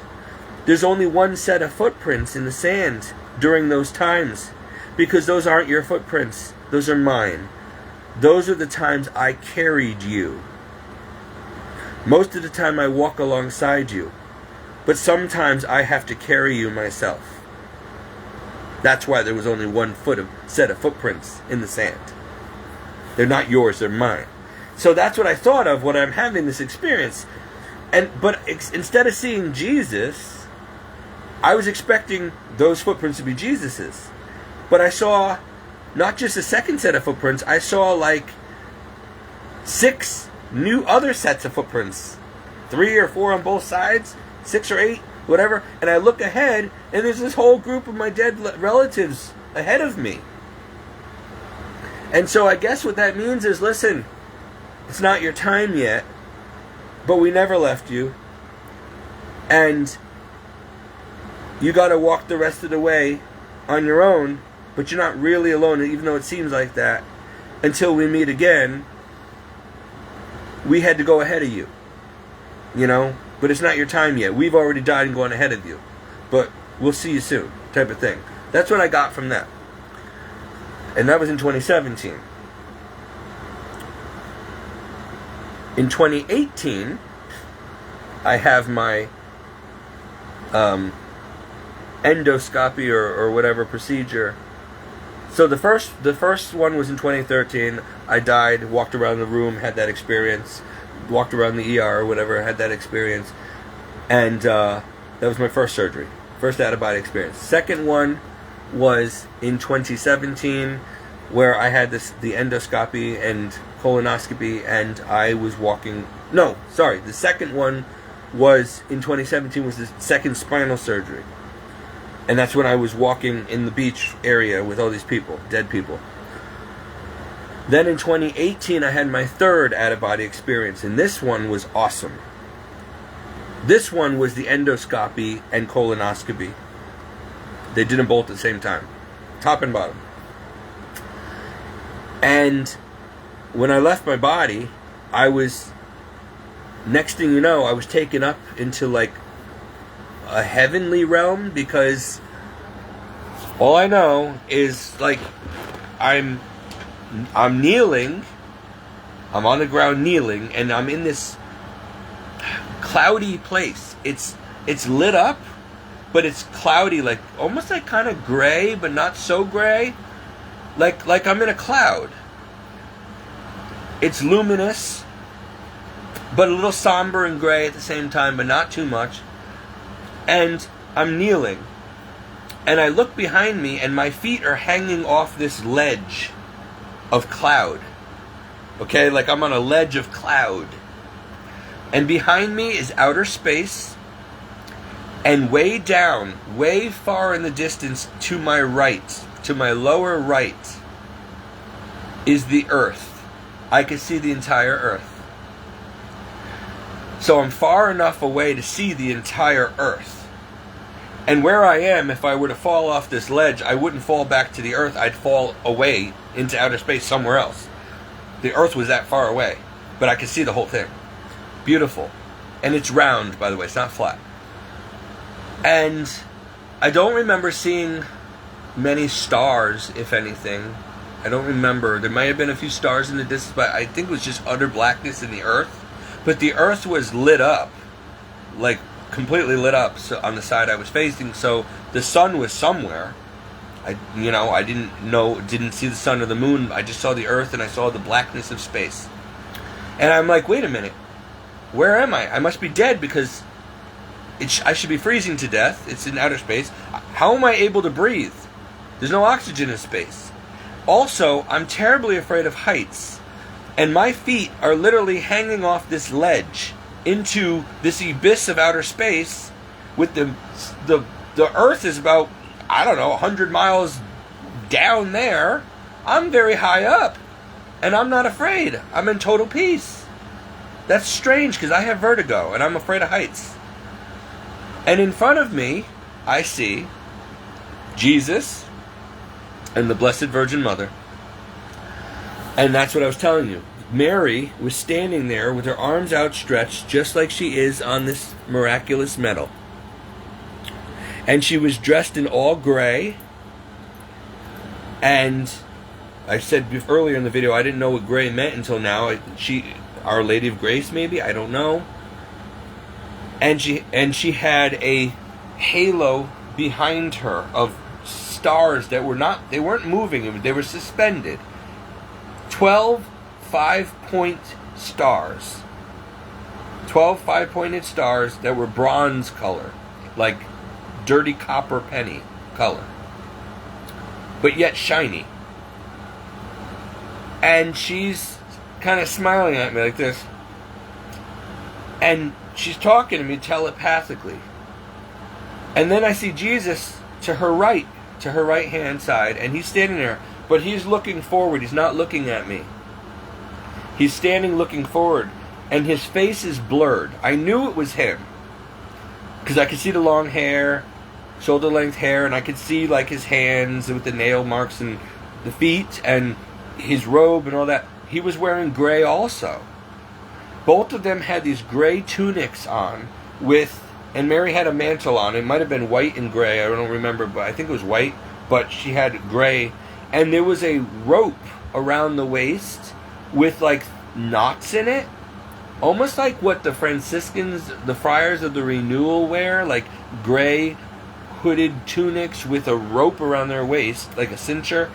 And it hangs down, and there's like balls in it. Like they use them as a rosary, or I don't know. There's 3 knots or something in it. I don't know. But that's what they were both wearing.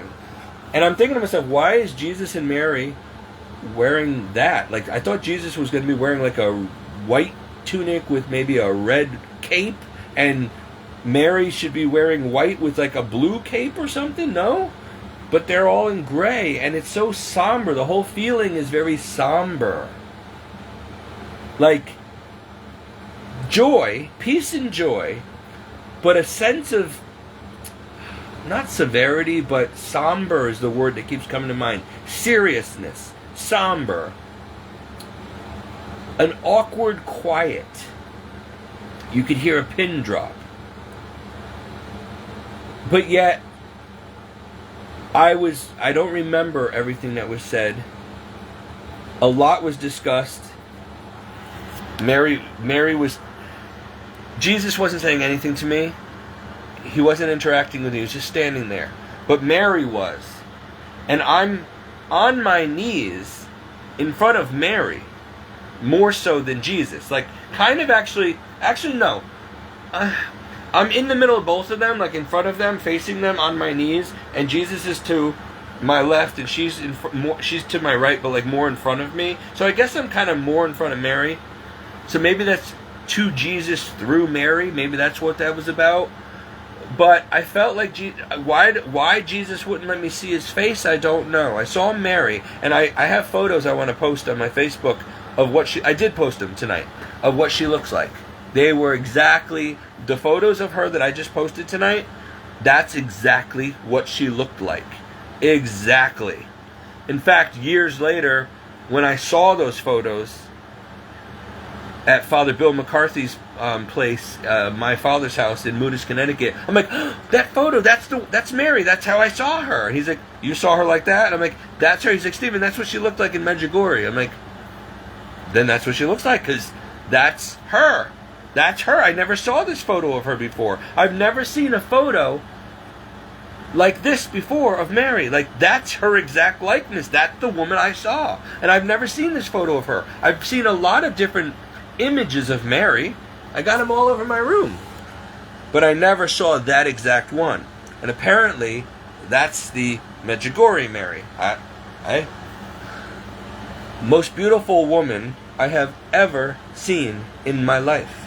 Like, classy, just beautiful, perfect. Perfect. Dark brown hair, probably blue eyes, but gorgeous.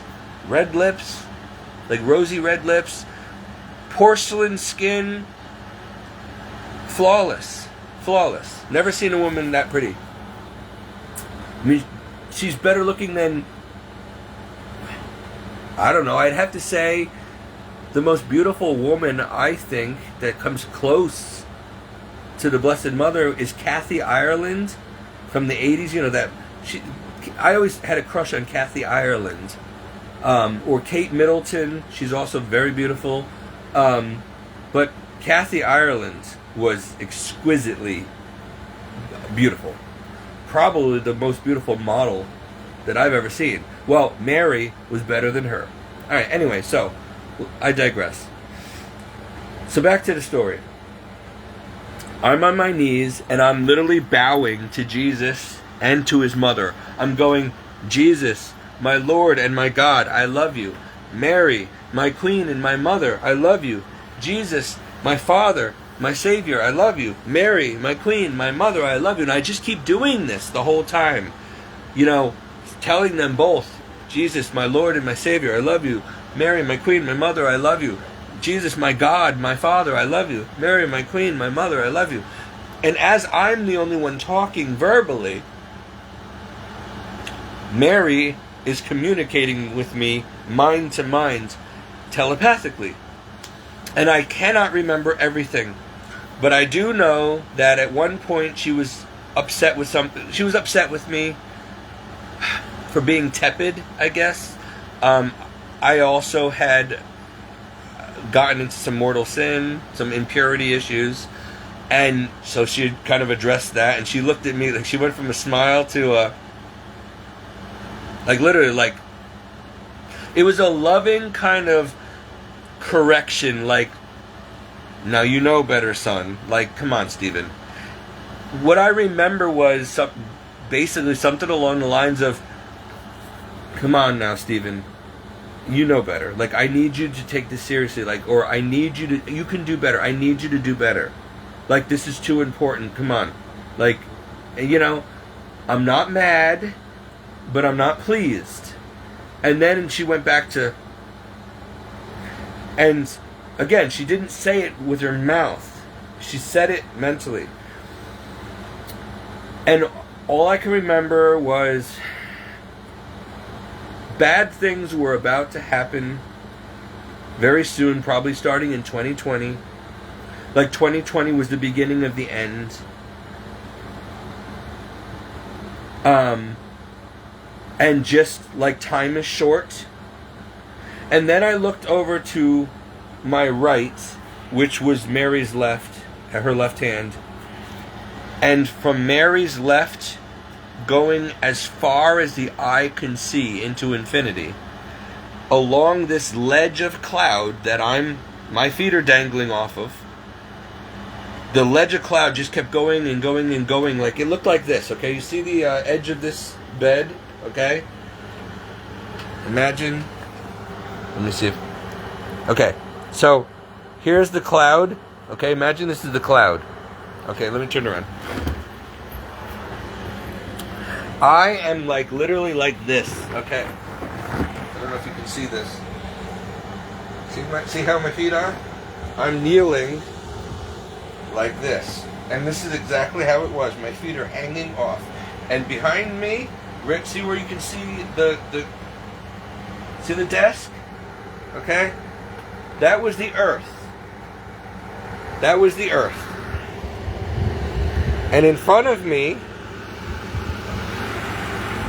okay, let's face this way. In front of me, Jesus. Okay? In front of me was Jesus, and Mary's right here. So, I'm standing here like this. Okay, with the earth behind me, and my feet dangling off the ledge into outer space. And I'm literally kneeling on a ledge of cloud, and there's cloud everywhere. So I could only see Mary and Jesus and this luminous cloud, like of rolling fog. And what I'm kneeling on is luminous rolling fog. But yet it had a perfectly straight edge where my feet were literally dangling off, and then it was nothing but the darkness of outer space everywhere. Okay, behind me, above me, below me, and I could see the earth over here. The whole globe over here, lit up by the sun. I never bothered. I don't remember looking to my left. I didn't see the moon. I didn't see the sun. I would imagine the sun was probably here behind me, and that's why it was shining its glow on the earth. I was a little preoccupied. I mean, when you're in front of Jesus and his mother, you don't really care about the surroundings, right? So, now, so here's Mary, okay? Mary's right here. And to her left, which is my right, all along the ledge, all the way, going miles and miles that way, were other people. And I don't know who they were. I couldn't really see their faces except for the very first man that was standing next to Mary. And they were all wearing gray tunics, a little bit darker than this. This color, the color of my shoe. This color gray. Okay? They were all dressed in a dark gray with a white rope around their waist with these knots in it. Every so many inches was like a knot. Like it was a rope tied in a knot, and there was another one with a knot. Like I've seen Franciscan friars wear, I guess, wrapped around their waist. That's all I know. I don't know what you call that thing. A cincher or whatever, I don't know. And that's what everybody was wearing. They were all wearing gray. And the mood, again, was like a sad, somber, but yet peaceful and loving atmosphere. But you can tell it was a very serious situation. And I see the first man, and he's standing by Mary's left hand, and he had jet black, I mean black as night, like this black, okay? Black. Black as these curtains. Jet black hair, and a jet black mustache, like a thick black mustache, and that was it. No beard, just a black mustache and black hair, black eyebrows. That's all I remember. He didn't seem too familiar. Handsome, short hair like me, okay? Combed like me, but black. Black eyebrows, black hair, black mustache. Don't know who it was. And that was it. And then I couldn't see anybody else, really, their faces after him. And they were all quiet, and they were all looking down at the earth. Everybody was looking down at the earth. And it was quiet, and all I knew was they were waiting. They were watching, they were waiting, and they were sad. They were sad and in awe. Like awe and wonder about what was about to take place. Now, there's no time, by the way. You don't feel time in eternity. So, they were all there, lined up on this ledge of cloud. I don't know if it was like a part of heaven. I don't know what it was. We were in outer space in this cloudy, luminous cloud area, and they're all like at the edge of heaven or something, looking down, watching the earth and waiting. And it was so quiet. Deafening quiet. Aside from me saying, Jesus, Mary, I love you. Mary, my queen, my mother, I love you. Jesus, my Lord and Savior, I love you. That's all I was doing. But other than that, it was quiet. The quiet just enveloped you. It was almost like when you're underwater at the bottom of a swimming pool, that kind of quiet. And everybody was just very serious and straight in the face and looking down at the earth. Watching very intently. Waiting. And what I got from it was, they're waiting to see what's about to happen. Something's about to happen. The end is coming. Some bad thing or things are about to happen. And heaven is very concerned. That's what I got. Heaven is very concerned. These things must come to pass. They're not happy about it, but it must be. It's going to be really bad. They're rooting for us. They're watching. They're waiting. But they're not. They're very sad. And they're very concerned for mankind. That's what I got. That's what I can remember. Let me see if there's anything else.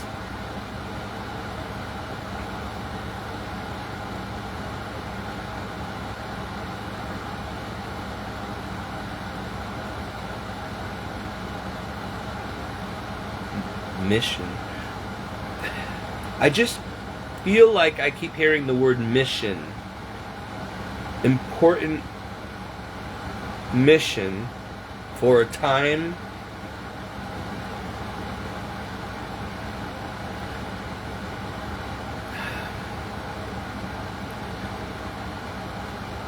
Being entrusted with a mission that I guess it will make sense in time, or it'll be revealed in time, or I will know, or I will remember this conversation at the right time.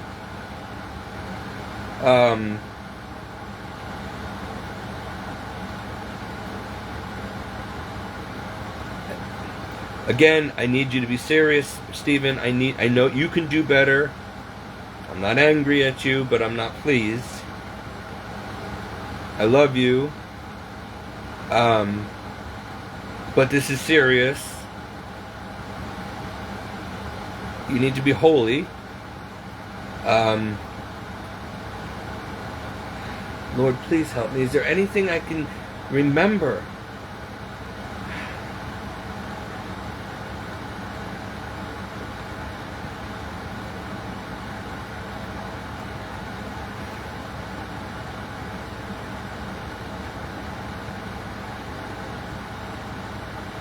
Just that something was about to happen. Maybe the beginning of the end.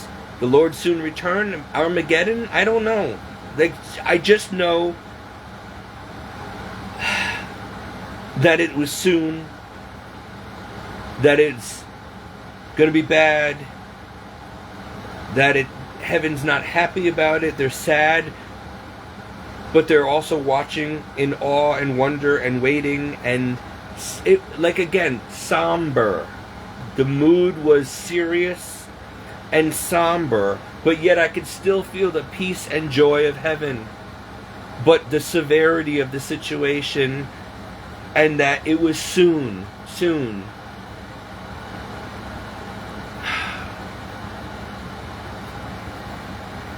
That I gotta go back, and so basically get ready. Stop slacking off.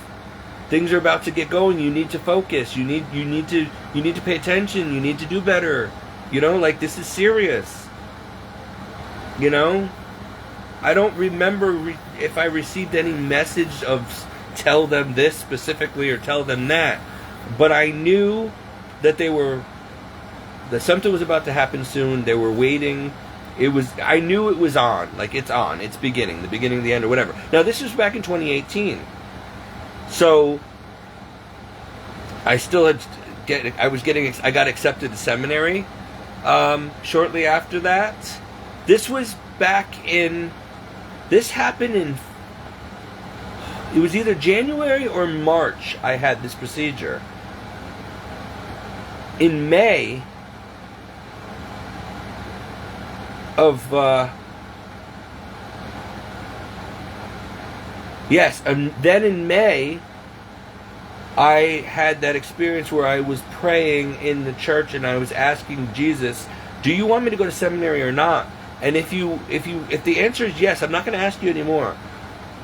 I want your mother to tell me, like, send your mother in a special way to tell me and answer these specific questions. And Lord, you got to literally spell it out for me, like 1, 2, 3, 4, ABC, literally, because otherwise I'm not going to believe it's from you, and I'm not going to know. Like, I'm dumb. Like, you really have to make it clear.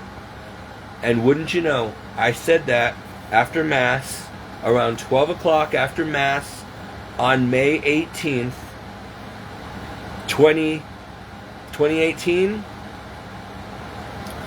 And then, a couple hours, at that very hour, a holy man named Jay Smith, whose wife had cancer, I'd prayed for her and gave her a green scapular. She went into remission, all that stuff.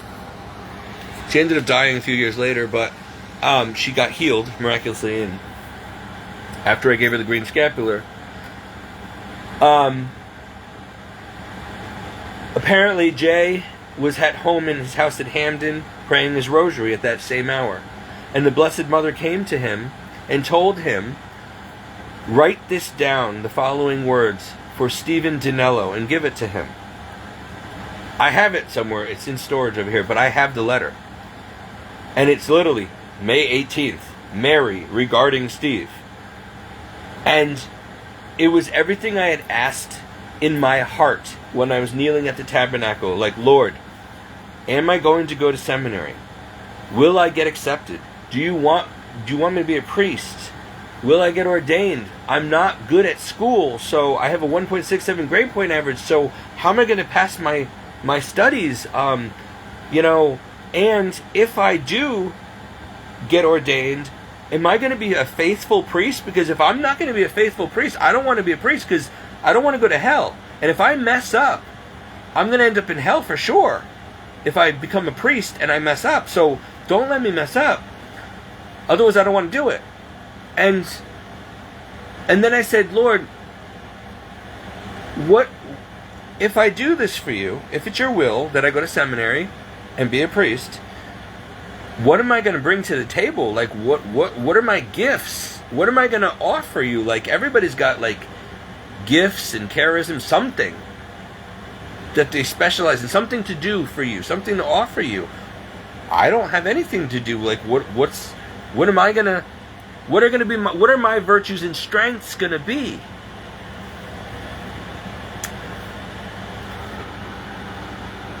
You know what? I got the letter, but before I dig it out and show you, let me finish the story first, and this way you let me see how accurate my memory is. So I asked him, I'm like, Lord, I ask you these questions, I need to know. Please just be very clear. 1, 2, 3, 4, ABC, like exactly like that, please. Now, I don't mean to tell you what to do, Lord. I don't need to be asking for, signs and wonders, but I really need clarity. Please send your mother, please, she's the queen of the clergy, to let me know. I was expecting her to show me, to tell me, Because you got to remember, I'm getting bold with my prayers now because I just saw Jesus and Mary in person a couple months earlier. So now I'm, really pumped and figure, okay, they're going to answer me for sure. So, that next weekend, I decided to go to a different church for whatever reason. The following weekend, I go back, and after Mass, I see Jay. And he comes running up to me after Mass, and he's got tears in his eyes. And he's like, Stephen, he's like, where have you been? I got to talk to you. I've been looking for you. I've been trying to get a hold of you. I'm like, oh, I went to St. Mary's Church last weekend for just change it up a little bit for some reason. I don't know why. I think it's because I was running late, so it was just quicker for me to get there than to drive all the way to this church.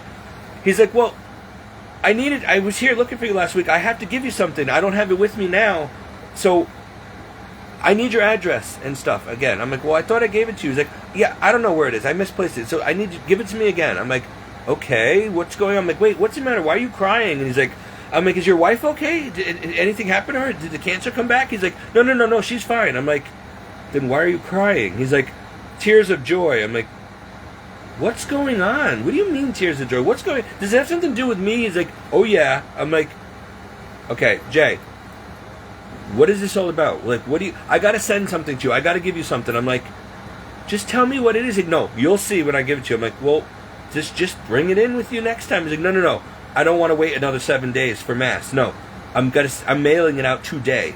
As soon as I leave here, I'm gonna go put it in the mail today. You gotta have this. I'm like, what is it? He's like, you'll see when you get it. Okay.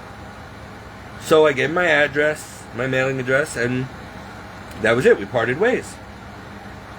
Couple days later, 2-3 days later, I get this letter. And let me go grab it, and I'll show you. Hold on. Ow. I think I have it in here somewhere.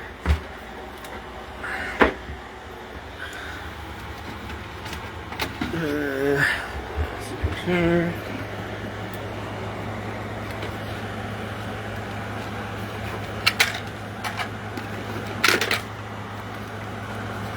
I think this is...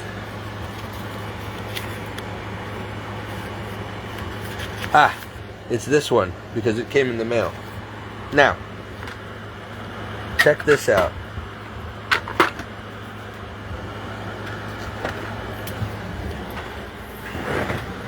Hold on.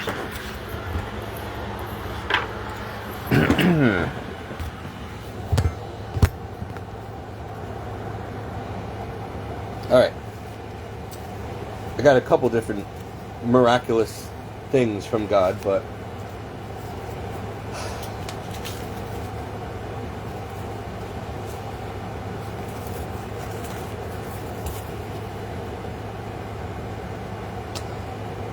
so I had prayed on May 18th, 2018.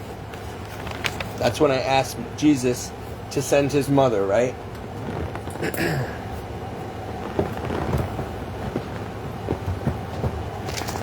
I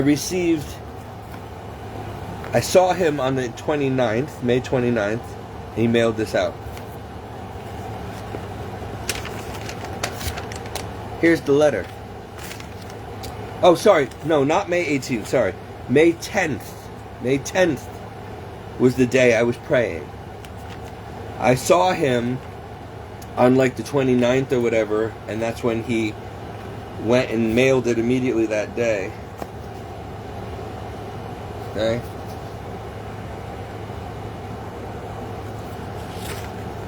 And here's the letter. Steve. Now you gotta understand, the next weekend, a couple days later after I received this, I received it on like a Friday. On Saturday or Sunday, at Sunday Mass, I saw Jay again. And he's like, did you get my letter? And I'm like, I did. When did you write that? He's like, I wrote it around 12 o'clock on May 10th. And I'm like, 12 o'clock, May 10th. He's like, yeah. I'm like, that was when I was here after Mass by myself, shortly after 12. The church was empty, the lights were off, and I was kneeling over here near the tabernacle. And I asked specifically, Jay, word for word, what you wrote in this letter. He's like, I know. The Blessed Mother told me to write it down. And so here it is. Steve, May 10th, 2018. Mary, regarding Steve. 1. Literally. It's 1, 2, 3, 4, ABC. Like I asked the Lord. 1. He will be accepted into the seminary. Yes. Underlined. 2. He will complete the training. I left. 3. He will remain faithful to God during his priestly life. Remember how I asked God, am I going to be faithful? 4. He will remain fast in practicing. Remember how I said, Lord, what am I going to offer you? Like, what are my gifts? He will remain fast in practicing the 3 theological virtues of A, faith, B, hope, C, charity. Our Mother Mary confided in me that you have been summoned. SUMMONED.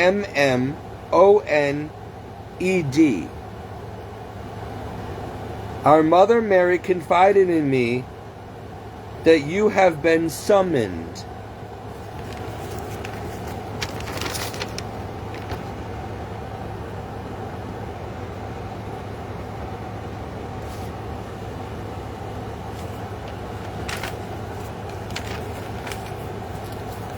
Now it gets even better.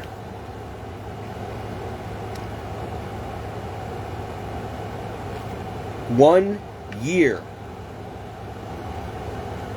to the day in May 29th, 2019,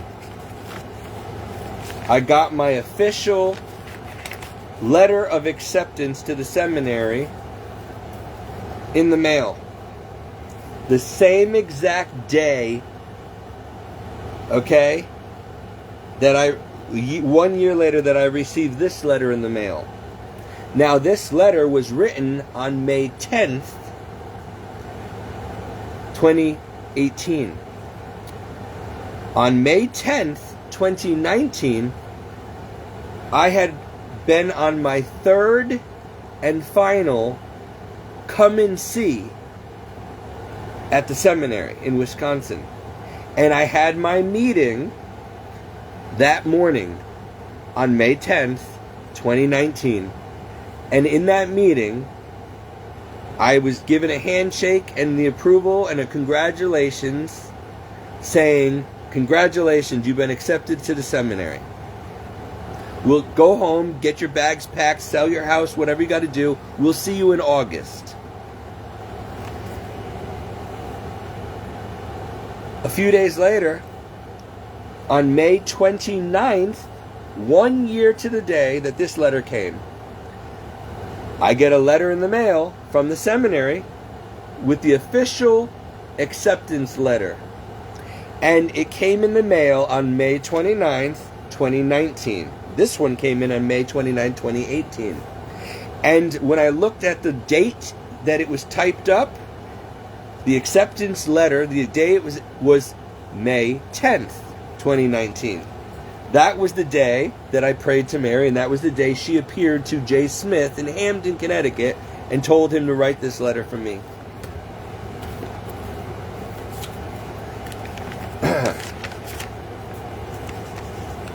Now,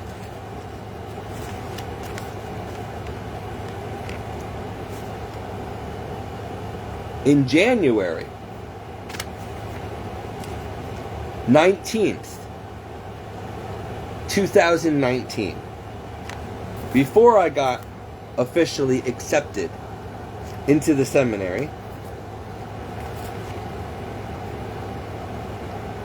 Father Bill McCarthy, MSA, my spiritual director, had called me to come to see him at a retreat up in Moodus, Connecticut, at my father's house. It's called My Father's House, or Our Father's House, in Moodus, Connecticut. I'm like, Father, I'm really busy right now. Like, there's supposed to be a snowstorm coming. I don't have money for the retreat. I don't have a car right now. And I'd have to borrow someone's car, and there's a blizzard coming and all that stuff. Like, I really can't make it. He's like, you're coming here. The Lord wants you to come here. I'm like, why? I've been to that retreat 3 times already. I mean, I love you, Father, but really, like, I'm going to drive an hour in a snowstorm with a snowstorm coming. I'm going to be stuck up there. I have to borrow Donna's car. She's not going to, I don't know if she's going to let me borrow the car. Like, I really don't think that this is a good idea right now. He's like, you're going to come here. I'm like, okay, I don't have $200 for the retreat. He goes, I already paid for your room. You're coming. You paid for it for me? Yep.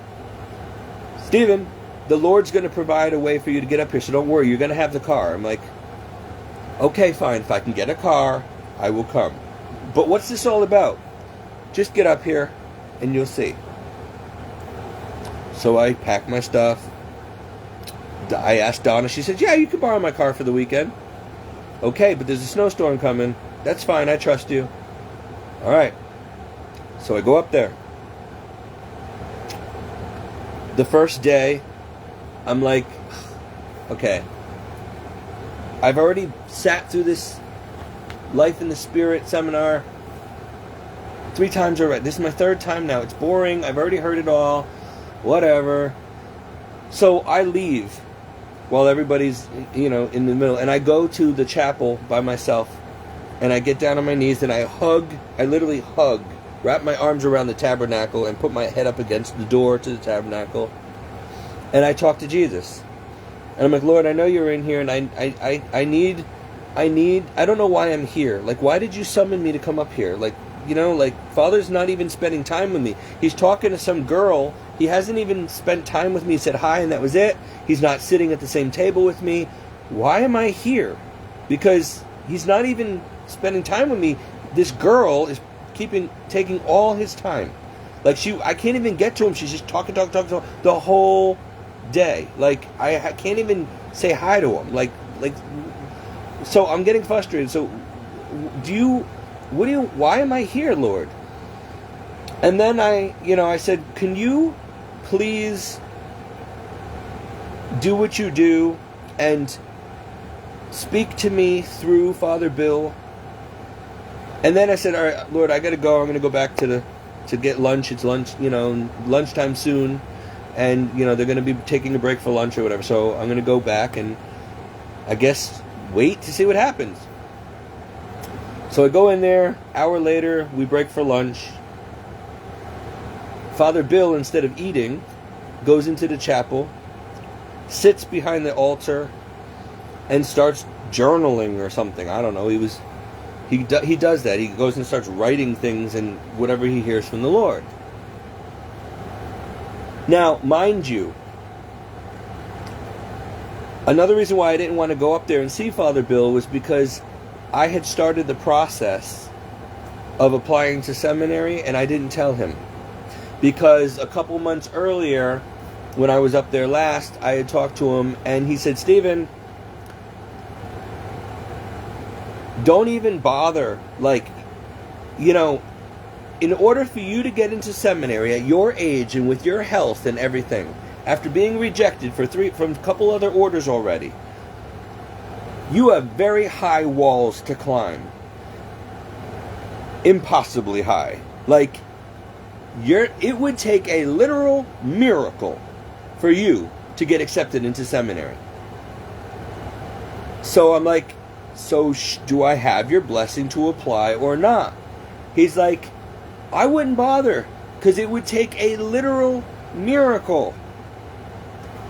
So I took that as, okay, I guess it's up to me. He's not giving me a straight answer. He's basically telling me it's never going to happen. So I got discouraged. I wanted his blessing, and he wouldn't give it to me. And he just kept saying it's going to take a miracle from God for you to get into seminary. So it wasn't looking good. So I didn't tell him that I decided to apply to seminary.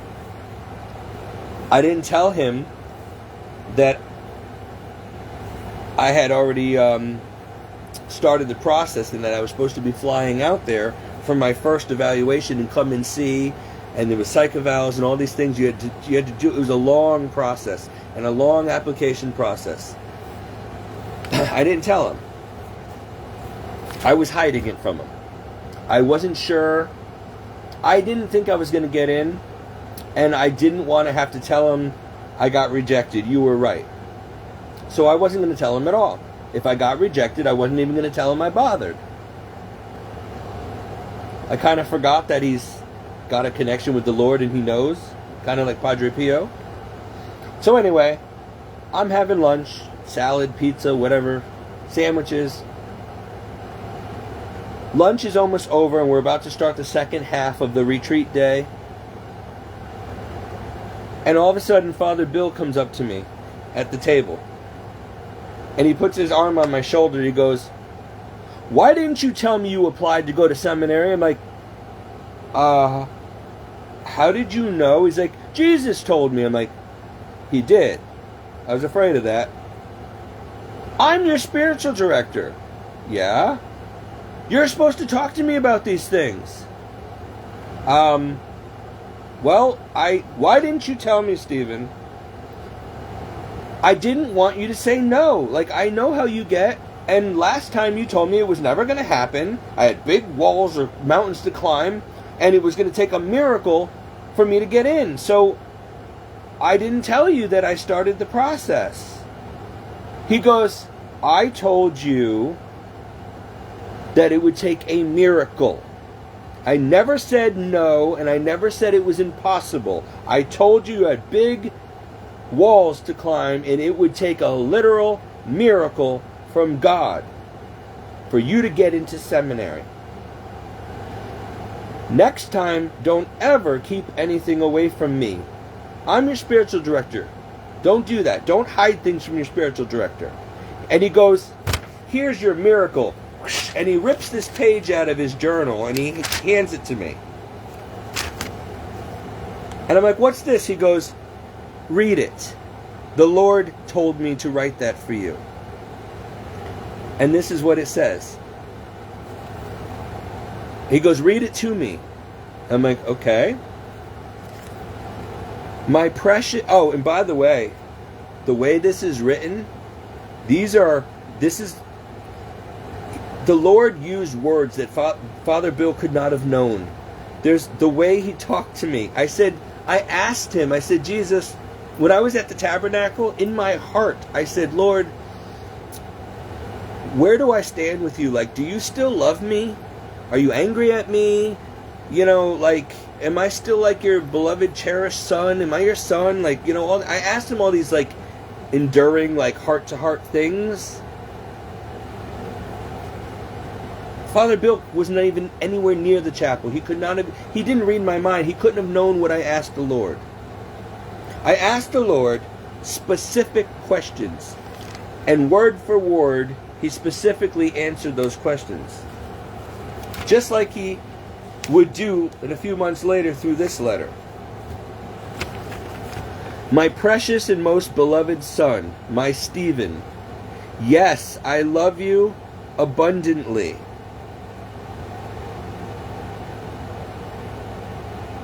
It's hard to read his writing.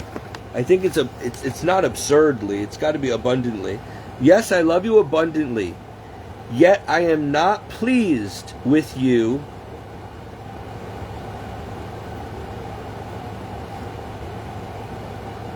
I am not pleased when you run away from me and deliberately sin. You need not to frequently do that. Repent and truly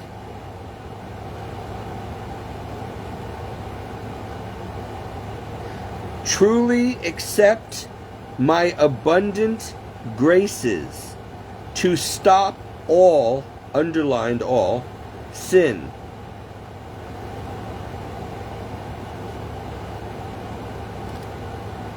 All sin. He said it twice. To stop all sin. Dash all sin. You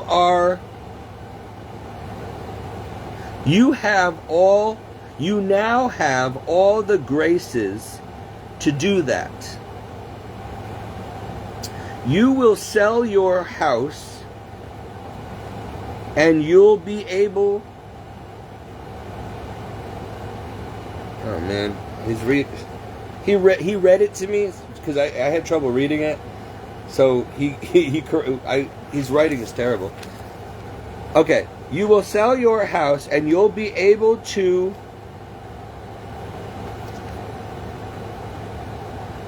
pay for some... Oh, you will be able to pay off some of your many debts. Ask the order to pay for the rest and go.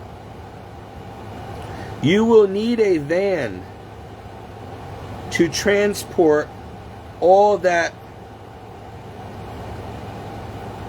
You will need a van to transport all that is not necessary for a growth in holiness.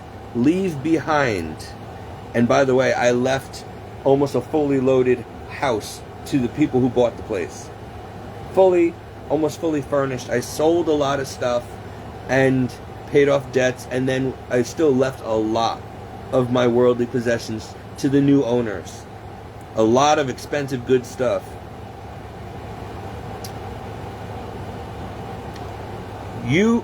I will help you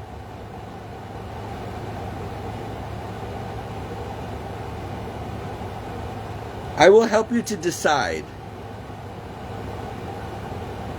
what to bring. Go and really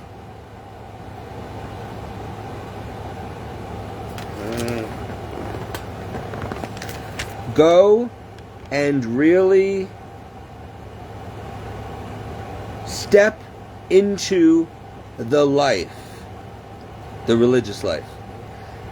I will transform you and heal you. You will be fine. Go in peace. That was it.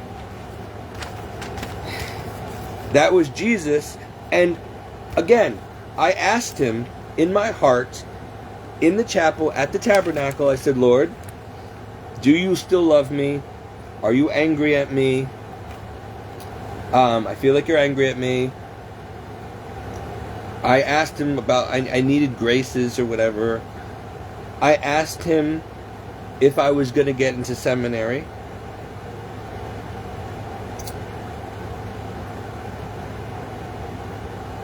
Because this was on January 19th, 2019.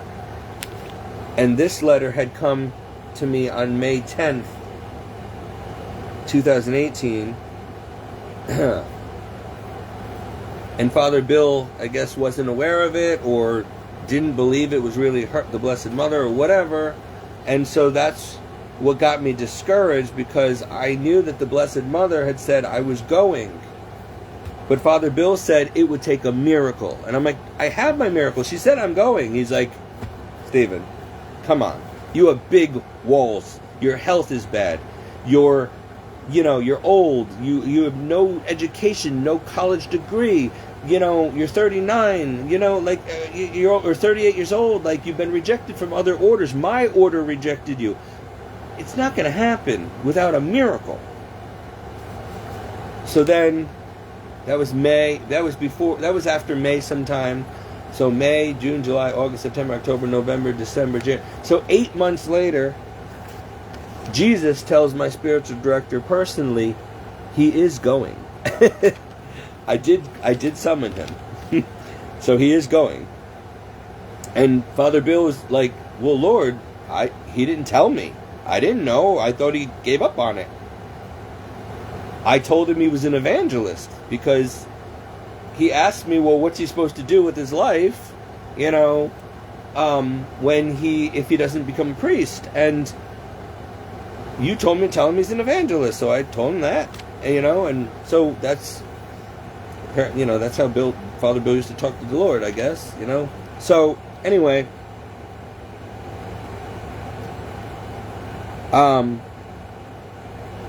I asked Jesus, I said, Lord, your mother said, that's what it was. I said, Lord, I need to know, did your mother was that really Mary? Like, am I really going? Can I trust it? Was it really her? And I said, you got to let me know through Father Bill, because Father Bill doesn't know yet. I didn't tell him. So if it's really your will that I go, please have Father Bill tell me. And he did. And I said, Lord, how am I supposed to get there? I have a lot of debts to pay off. I'd have to sell my trailer. Am I going to be able to make enough money to sell my trailer and pay off my debt? And I'm going to need a van or something. How am I going to get to Wisconsin? And he answered it all here. You'll sell your trailer. You'll pay off your debts. You're going to need a van. Take only what's necessary. I did take more stuff than was necessary. And go. Maybe that's another thing. I disobeyed because I brought a lot of stuff still, like furniture and things that I didn't want to part with, but I got rid of a lot of stuff. But I did bring personal stuff, Maybe he wanted me to leave everything. I don't know.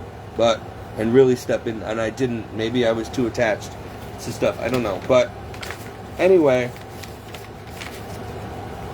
And then the Lord gave me a prophetic dream right before the buyers of the house. He sent me an Asian family to buy the house before I even put it on the market. After I had this dream that they were coming, and I wake up and they're knocking on the door. He made me really tired. I go to lay down. I have this dream. I wake up and they're at my door. We buy now. Then I said, okay, but I got to get a realtor first. I'll call you.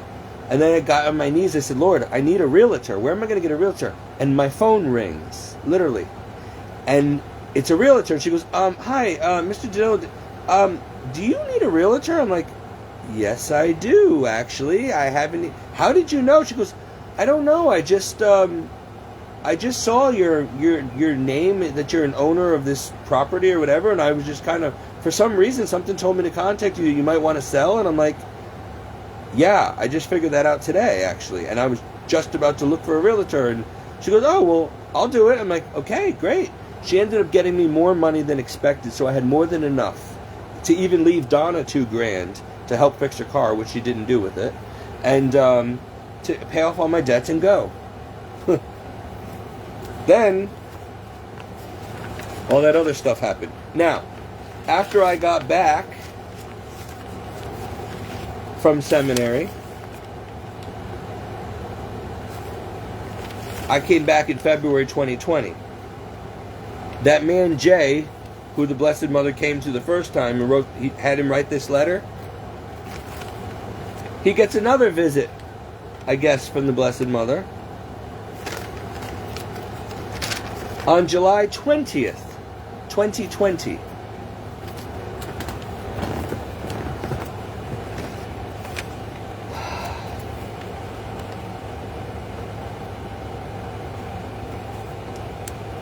I must have failed, or when I left seminary, or something went wrong, because the Blessed Mother said, Steve, you are now called to be a brother in accord with God's will.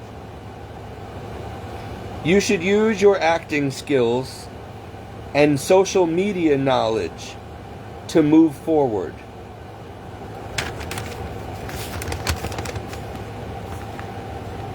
Contact Brother Jay at the St. Monica's Parish Priest House, and he can assist you.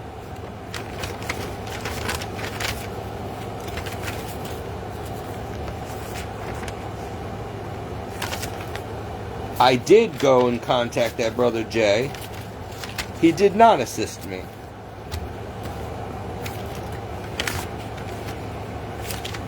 Another one. So Jay Smith, on August 10th, 2020, gets another message from the Blessed Mother for me. Steve, enclosed is a book that provides some very interesting information about the Freemasons and the United States of America. The first 40 pages are slow, but then it gets rolling along. Mary said, I asked Mary, was Stephen's father in the Freemason Masonic temple? Mary said yes. I asked the Blessed Mother, was Stephen's father a leader in the temple? Mary said no. I asked the Blessed Mary,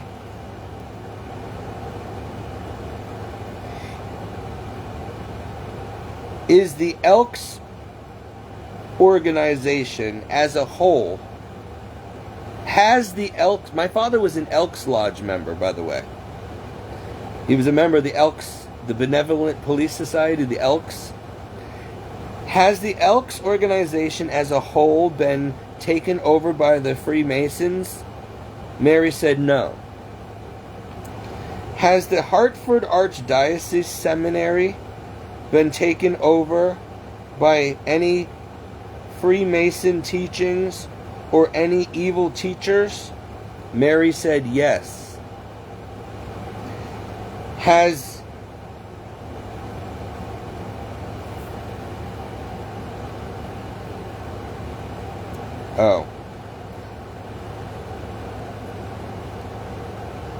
Larry Tiani been influenced by these teachers?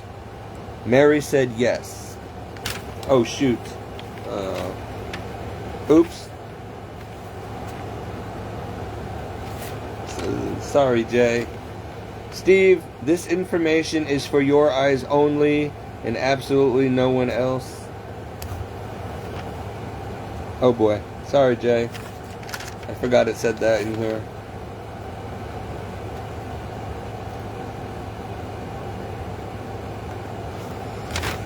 Mary said, Jay asked Mary, will Steve eventually set up a study group of the ACTS, ACTS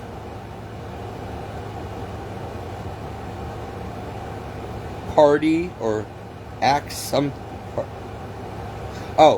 the ACTS group, particularly or specifically for Divine Mercy? And she said yes. Now this is going back to 2020. I never ended up doing that. I tried, but my priest would not allow me. Nobody would allow me to start this group. I wanted to do a group where we recite the Divine Mercy and all that stuff and teach about Divine Mercy.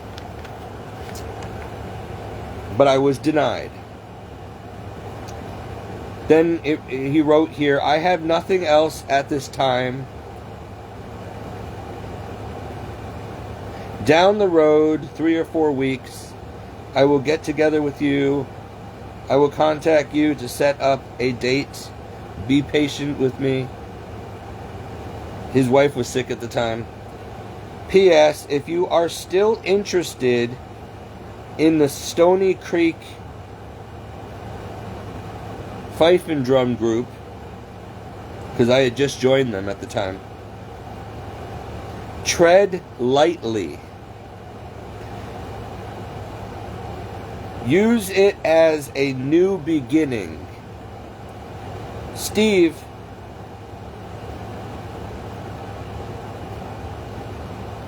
try really hard not to pontificate, or you could lose your new beginning. Jay. Well, wouldn't you know, I pontificated, I guess, too much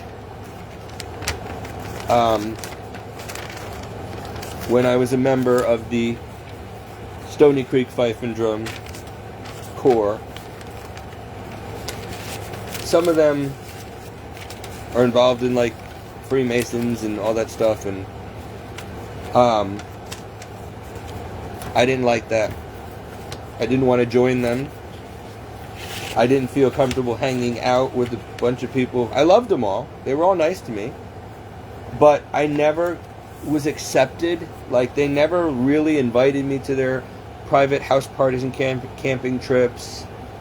They never let me in. Like, they were a very tight-knit drum corps, and they all grew up together. Their whole families were in the corps for generations. I was an outsider. And because of my extreme pontificate, religious beliefs, and my anti-Freemasonry, fraternity, feelings, they always were nice to me, but kept a distance, I'd go to the rehearsals, do the parades with them, do the practices with them and stuff, but they never really, they were always very nice to me, but they never hung out with me much outside of the drum corps activities or parades. It was always because, I guess, my religious views, like they drink, they party, whatever. They like to have a good time. They're not church-going people. And then there was me. So I just ended up, and then my health got so bad, and I needed to have my surgery, and I couldn't march in the drum corps anymore, and I didn't have the money to travel all over the world with them to Washington, D.C. and Ireland, and, all these fun trips that they all do every year, and it was getting harder and harder for me to walk. I have, like, this tumor or whatever on my bone that's very painful on my left hip, and it's excruciating. It's hurting me right now. And I had, the neurological damage and the Guillain-Barré disease and the quadriplegia and all the pain, the major surgery and everything. So I had to quit the drum corps because of my health. I couldn't march with them anymore. So that only lasted about 2 years, and then I left, I think, in 2022, I think I quit the drum corps, maybe 2023. So I was only there for 2-3 years, and then I left. It was a short-lived stint. I had a lot of fun with them. I really loved them all. But I kept telling them, I'm like, guys, you're always having pool parties and beach parties and house parties and stuff, but I'm never invited. Why? Oh, Steve, it wouldn't be for you. We like to smoke weed. We like to drink. We get rowdy. We're up on it. It's not something for you. Like, we just feel like we can't be ourselves when you're around because you're like too holy and just kind of like, it's awkward. It's like trying to have a party with a priest there, and I'm like, well, maybe you guys need to tone it down a bit and grow up, and maybe no, it's not good for you to be there. We don't want to, what did they say? They didn't want to pollute me or get me involved in sin or something like that. So whatever. They were very nice about it. Very great people. Awesome drum corps. And I love the music and I love them.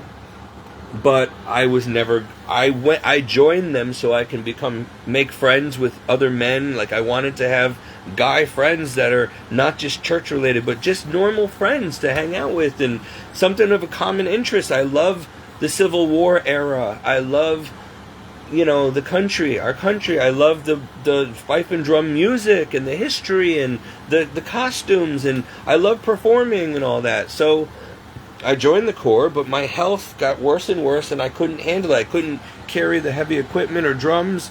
I couldn't do the repetitive motions. I couldn't. I get paralysis in my face, so I couldn't blow in the fife and I couldn't use my finger. I just couldn't do the instruments because of my disease, my spinal damage. So I ended up becoming color guard and had to carry a heavy flag for miles in the heat, in the cold, in the wind. And it was too much for me. It kept pulling on my neck and back, and I can't lift my arms very long. And so it was literally cutting into my spinal cords. I was getting worse and worse. So I had to tell them, like, guys, I'm so sorry, but I got to quit the Corps. I can't. I love it. I look forward to practice every Thursday. I like to be around you guys and see, and hang out, make music with you. And it breaks my heart to have to. But honestly, at that point, though, they were like, oh, okay, no, that's fine, Steve, whatever. They didn't care. They didn't really like me, like they didn't hate me or dislike me. I wasn't one of them, I was never going to be one of them. I was never going to be able to fit in with them, you know what I mean? Like, I just wasn't part of the inner circle, and I wasn't willing to go deeper and like join a branch of the Masons or any of that stuff. And so therefore I had to go, and it was a lot of just drinking. I mean, they would do before, even early in the morning, before every parade, they'd go and get drunk and do a pub crawl. And then right after, it would be hours and hours of pub crawls. And then they would go camping, and it would just be drink, drink, drink, no sleep for 2-3 days at a time until they pass out drunk, like a bunch of pirates, And it was, when I was younger, it might have been fun in my teens and 20s, but at almost 40 years old, that's not for me. Like, some of these guys are older than me, some of them are younger than me, but they drink like fish, and they smoke the cigarettes, and they use their foul language, and they they're very partying people, and I can't do that as a Christian. So you got, bad company corrupts good morals, and like I said, they're good people. Like, they were really good to me, nice, very caring. I loved them. I still miss them, but they don't miss me. The feeling wasn't mutual. They were very nice and respectful to me always, very kind to me, but didn't really talk to me much, didn't spend time with me. When we'd go to the musters for the Deep River and stuff, other than performing with them, there was nothing to talk about. I would be alone, walking around bored, wishing Jeannie was still alive. Because if Jeannie was alive and with me, she would have. And she loved going to the Fife and Drum musters every year with her friends, and she would have been so proud of me. She would have gone to every parade with me. She would have gone and shared the tent with me, and gone to all the musters with me, and we'd probably be married, and I'd have a Fife and Drum wife as well, but anyway, so Jay was right. He said, don't pontificate, or you're going to blow your new beginning with them, your new chance at a new social life and job connections and stuff. But of course, I can't shut off the preaching, so, or as they say, pontificating. So I'm no longer a part of the Fife and Drum, and I don't see or talk to those people anymore, although I think most of them are still on my Facebook page. So anyway, so now you know that I'm not lying, and I literally have proof, and I've got so many more stories, and so many more boxes over there of proof. Like when I asked the Blessed Mother, I would really like something from Medjugorje now. And then after Mass one day, I think it was Cindy Baker, somebody I hadn't even known who she was at the time, the secretary at church. She came up to me, and it was miraculous because she literally walked up to me after Mass. I didn't even know who she was. She goes, "Hello, Stephen." I'm like, "Hi." She goes, "You asked the Blessed Mother for something from Medjugorje?" And I'm like, "I did. How did you know that?" She goes, "Well, here, this came from Medjugorje. She wanted you to have it." And I'm like, I said that in my bedroom, in my mind, in my bedroom before I came here today. I said, "Mother, I asked for a statue from Fatima, and you miraculously got it to me. I asked for, every time I ask you for something, you get it to me. I want scapulas, you get them to me. I needed a medal, you got it for me. I would really like something from Medjugorje. Something that's been at the apparition site from Medjugorje. I already have something from the apparition site from Fatima. Now I would like something from Medjugorje. And at the end of Mass, I'm walking out of the church, and Cindy Baker, I think it was her, this pretty blonde lady, she comes up to me. I didn't know who she was. She knew my name, and she goes, "Stephen," she goes, "Hi." She goes, "Mary, the Blessed Mother said that you had asked for something specifically from Medjugorje, from the apparition site that's been blessed." And I'm like, "Yes, I did." She goes, "Well, here it is." She goes, "This came from Medjugorje, and it was blessed by a priest at the apparition site." And you know what? Just to prove to you I'm not making this up, I don't lie, folks. I don't lie. I know that my stories are very unbelievable and supernatural, and some people would say, well, it could be the devil, I don't know. I doubt it. I really doubt it. But either way, it really happens. Ow, sorry, I can't walk right now. Sorry, Maverick, I'm waking you up, buddy. I'm sorry, I know, we never sleep in this house, right? We never sleep in this house because I'm cuckoo crazy and I'm up all night long. Oh, here's my blessed salts and my exorcism waters and my exorcism salt and my epiphany water. And, I got a lot of rosaries and stuff from famous sites around the world. Where is it? Oh, these are all important. This is from when I was in my religious order, Priesthood of Sacred Heart. I've got all kinds of relic things in here. Hold on a minute. I know it's got to be in here somewhere.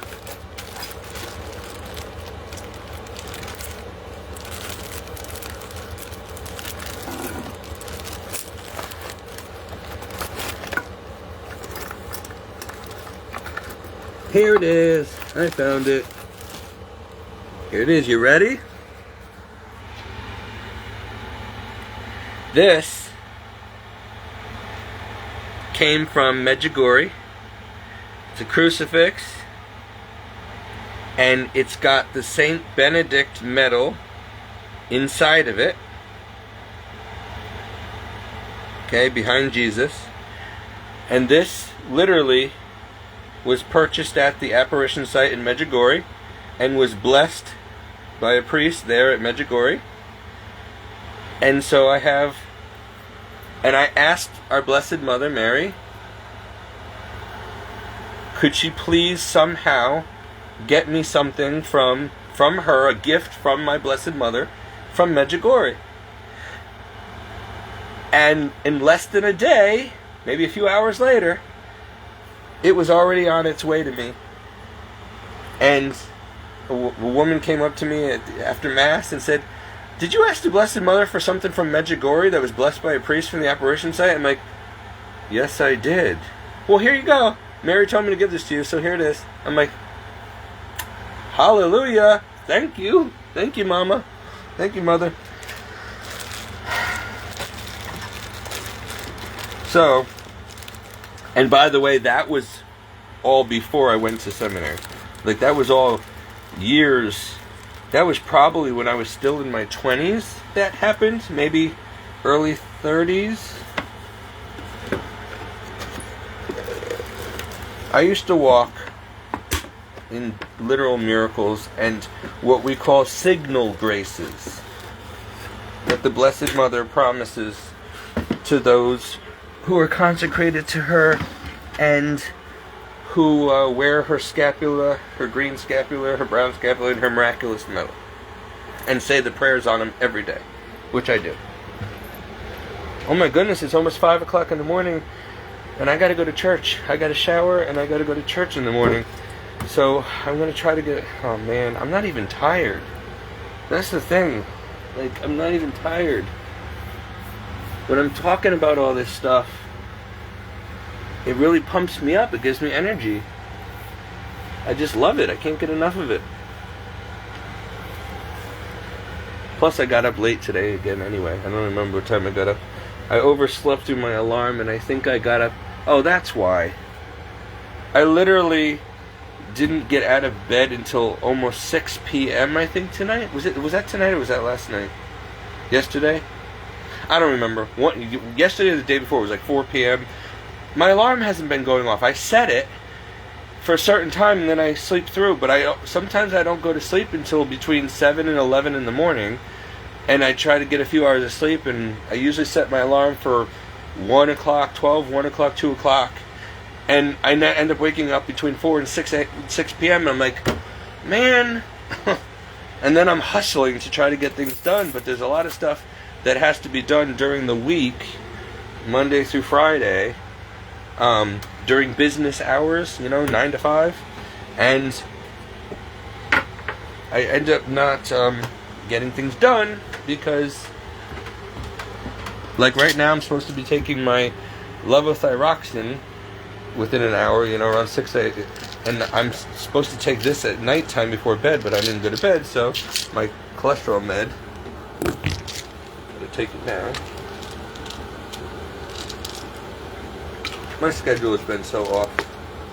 I sleep for a few hours during the day, and then I'm going.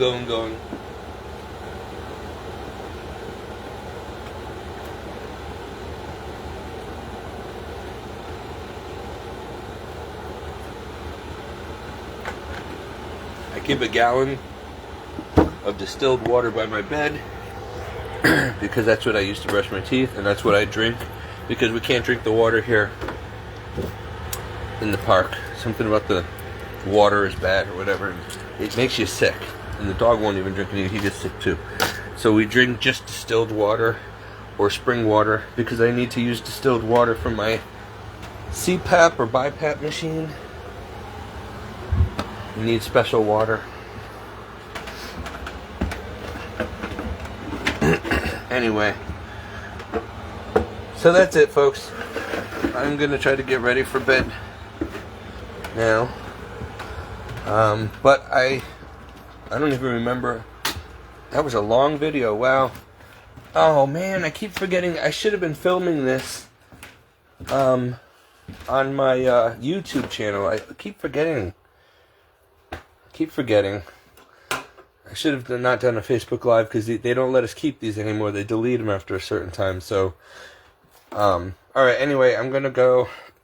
This is already long enough, and nobody's watching this, and nobody's gonna watch the whole thing. Nobody has time to watch the whole thing. But you guys miss out on so much good information and true stories that, if only you would watch these videos in entirety, you would really get to know me and all the things God does, and it would really benefit and increase your faith. But I understand I yammer on for hours, and nobody has time to sit on social media for hours, and nobody cares, and nobody believes it anyway, and whatever. So I try. But anyway, we started this video talking about how I figured out what those dreams were about, the missiles and stuff, and the prophetic dreams, and how I know that they were actually prophetic, and these are going back 12, 15 years I had that dream. And so here we are, and it looks like it's all happening now. So God must have showed me that we were going to have a major World War III or whatever, and America was going to be nuked and invaded or whatever by Russia and China. And I still don't understand why what Japan is going to have to do with it. But yeah, so all we can do is see. But Russia is definitely a given, and China. These are the countries that are not in NATO. And so they're not our allies, they're our enemies, and they're enemies of NATO, and they're going to be a problem. They're also the three other powers in the world that are next to America, give us a run for our money and are very dangerous. You don't want Russia or China or any of these countries coming after you, Iran, and you certainly don't want them all teaming up and coming after you. And that's what they're doing now. Again, we are in the last days of the end times. The tribulation is beginning and all that. And so it was supposed to happen, folks. It was a matter of time. You knew this, right? I mean, how can you be a Christian if you don't know this? So Do not be surprised. And that's it. That's all I got. So, get to church today. It's Sunday. Go to church. There's 9 and 11 a.m. masses. Make sure you go to confession before receiving Holy Communion. Make sure you're receiving a state of grace. Then go to confession. Go to Mass. Go to Mass often. Read your Bible. Pray. Preach. Do whatever you can for the Lord. And hurry up because we don't have much time left. So, that's it. I'm out. God bless. Viva Cristo Rey.